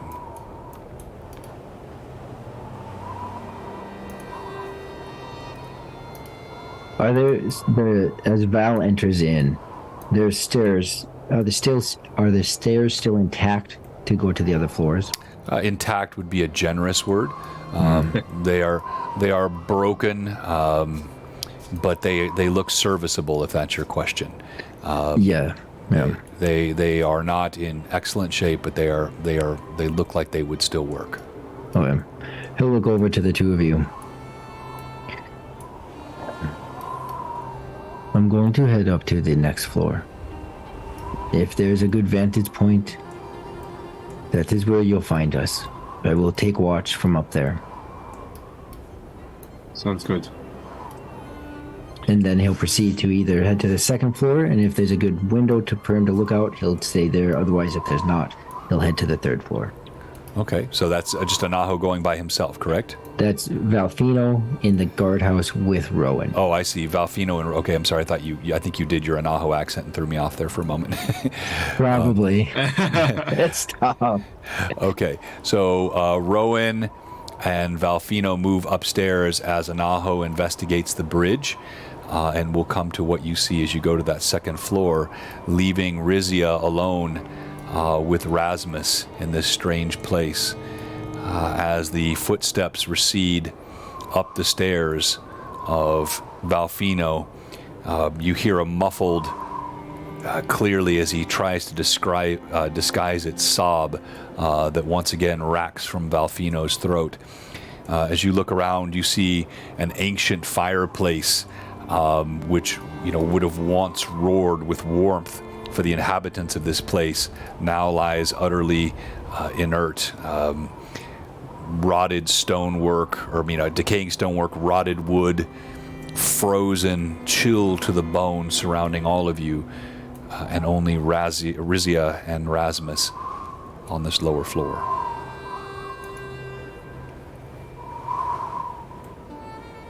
Rizia, get some food, drink some. I'm going to go down and help Anaho. Be careful.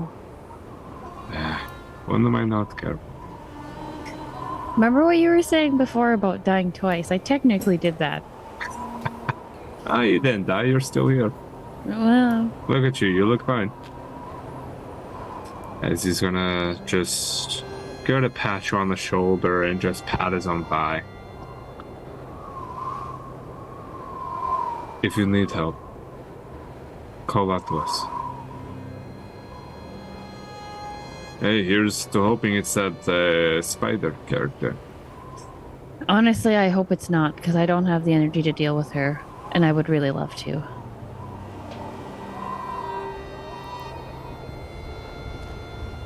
Okay, then here's to hoping it's not.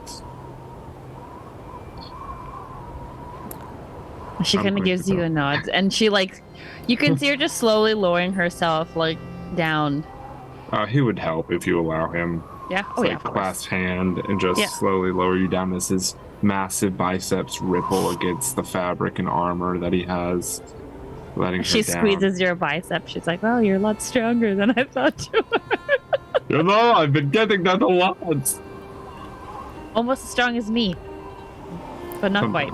And even as she says this, you know Rizia well enough to know that even that little bit of humor is intentional to cover a different reaction than you saw her have when Taldir died. Happiness. And as the two of you make that eye contact, it is the sense in the moment that you both know the jocularity covers the pain, and you enjoy it together.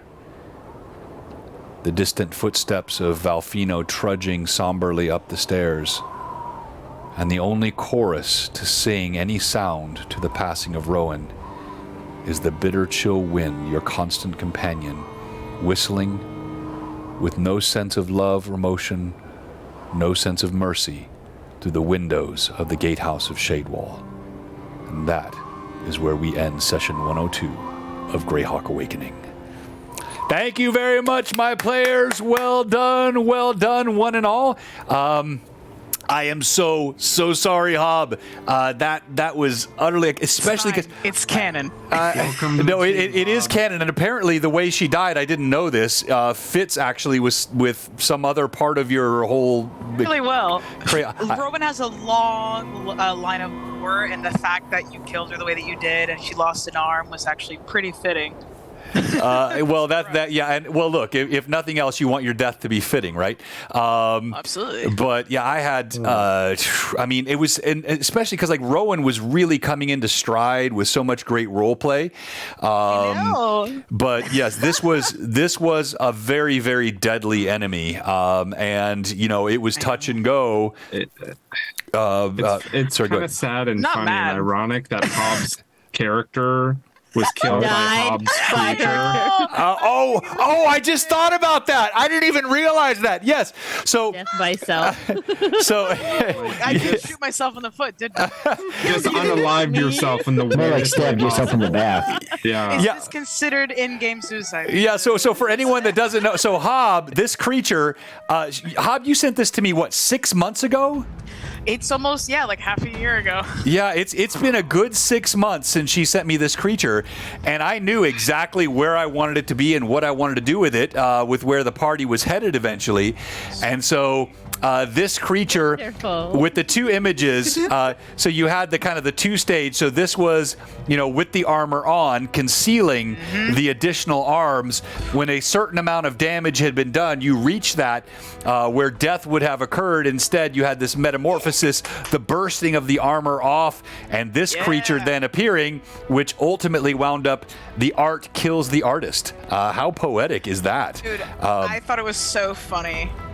I actually, when you brought it out, I was like, oh my gosh, I thought they used this already. And the fact that I got to face it, I was like, well, yeah, I deserve this. I mean, it's so difficult for no reason. Yes, it's hard to fight General Grievous. Well said. Thank you very much for all the compliments in the chat. Thank you we appreciate. Hey, and great Mad Chattery, you guys were on fire tonight. I couldn't respond to all the chat, but the puns, the quips, they were absolutely fantastic. All right, so we have a few minutes here. Our last giveaway is this classic reprint of the Greyhawk, the World of Greyhawk, and so it's exclamation point classic in the chat. Let's quickly do who should be stream MVP, and we'll do our roll off and get everybody on their way tonight after a fantastic night. fantastic show. The chatters were on fire tonight. Really high numbers all night long.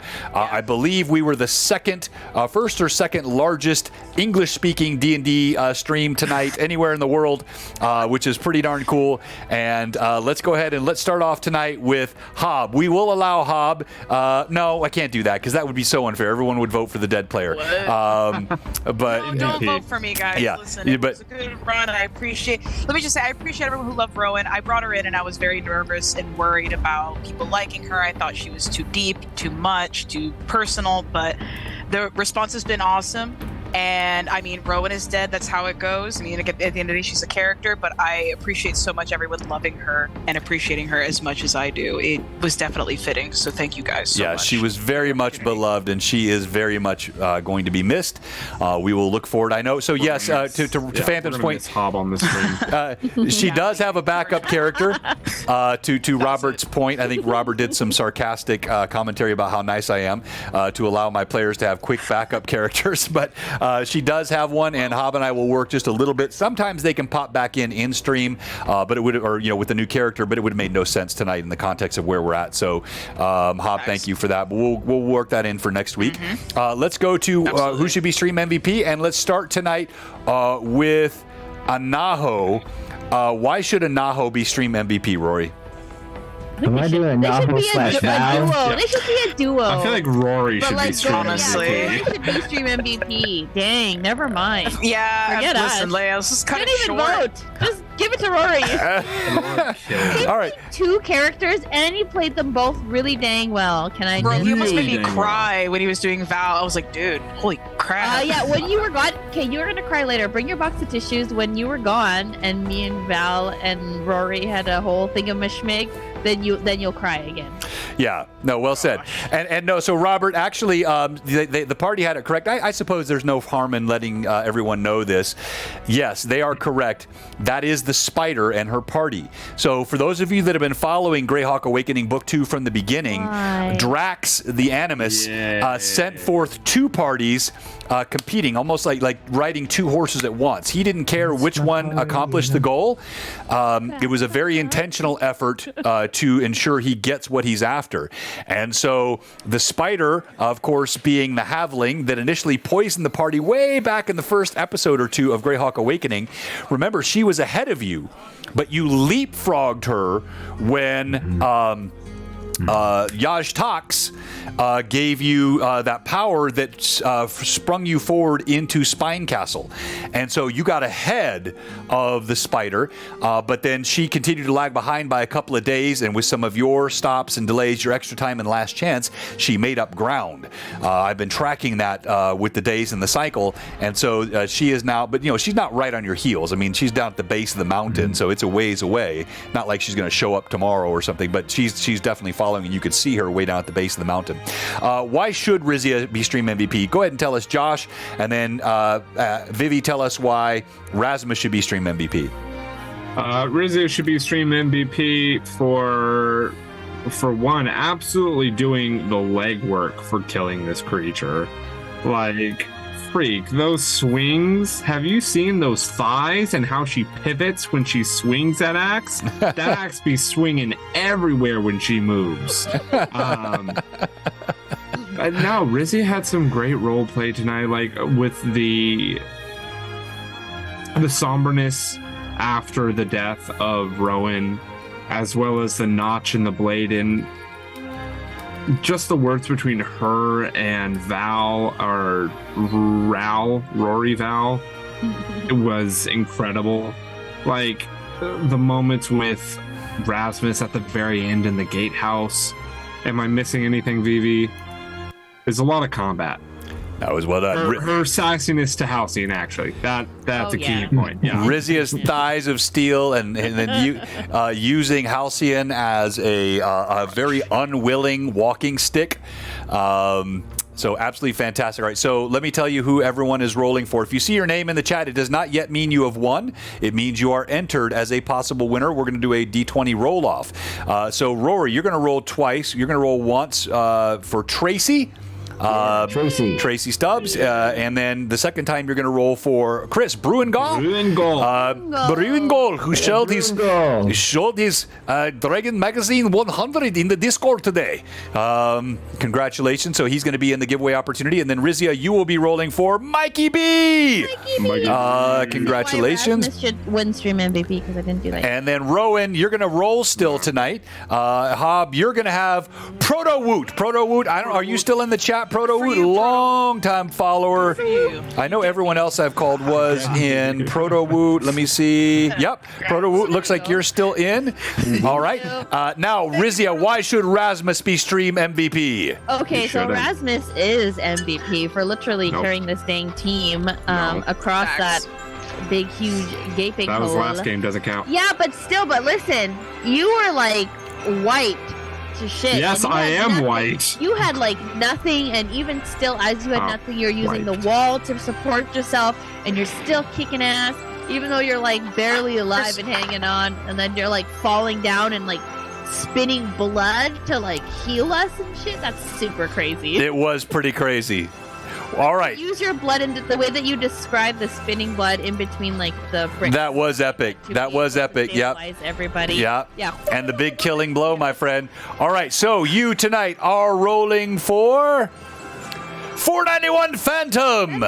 Pop in the chat. No, I know he's there. I just saw him. He did the Rizia's Thighs of Steel. Okay, let's go ahead and do the roll-offs. Let's start with you tonight. Rory, stream MVP vote is going up. You can vote for Rory or for Rizia or for Rasmus. Rory. And we'll combine.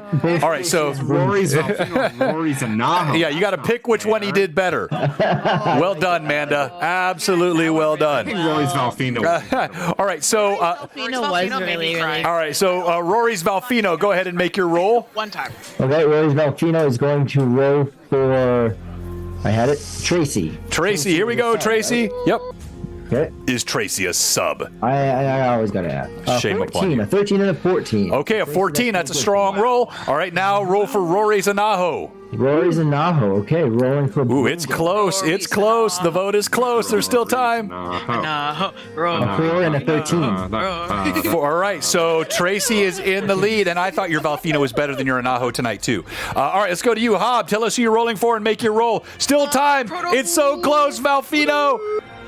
All right, I get 2. Rasmus. Yeah, there we go. Rory's Valfino. 15. That's gonna get. And who did you have? Proto Woot?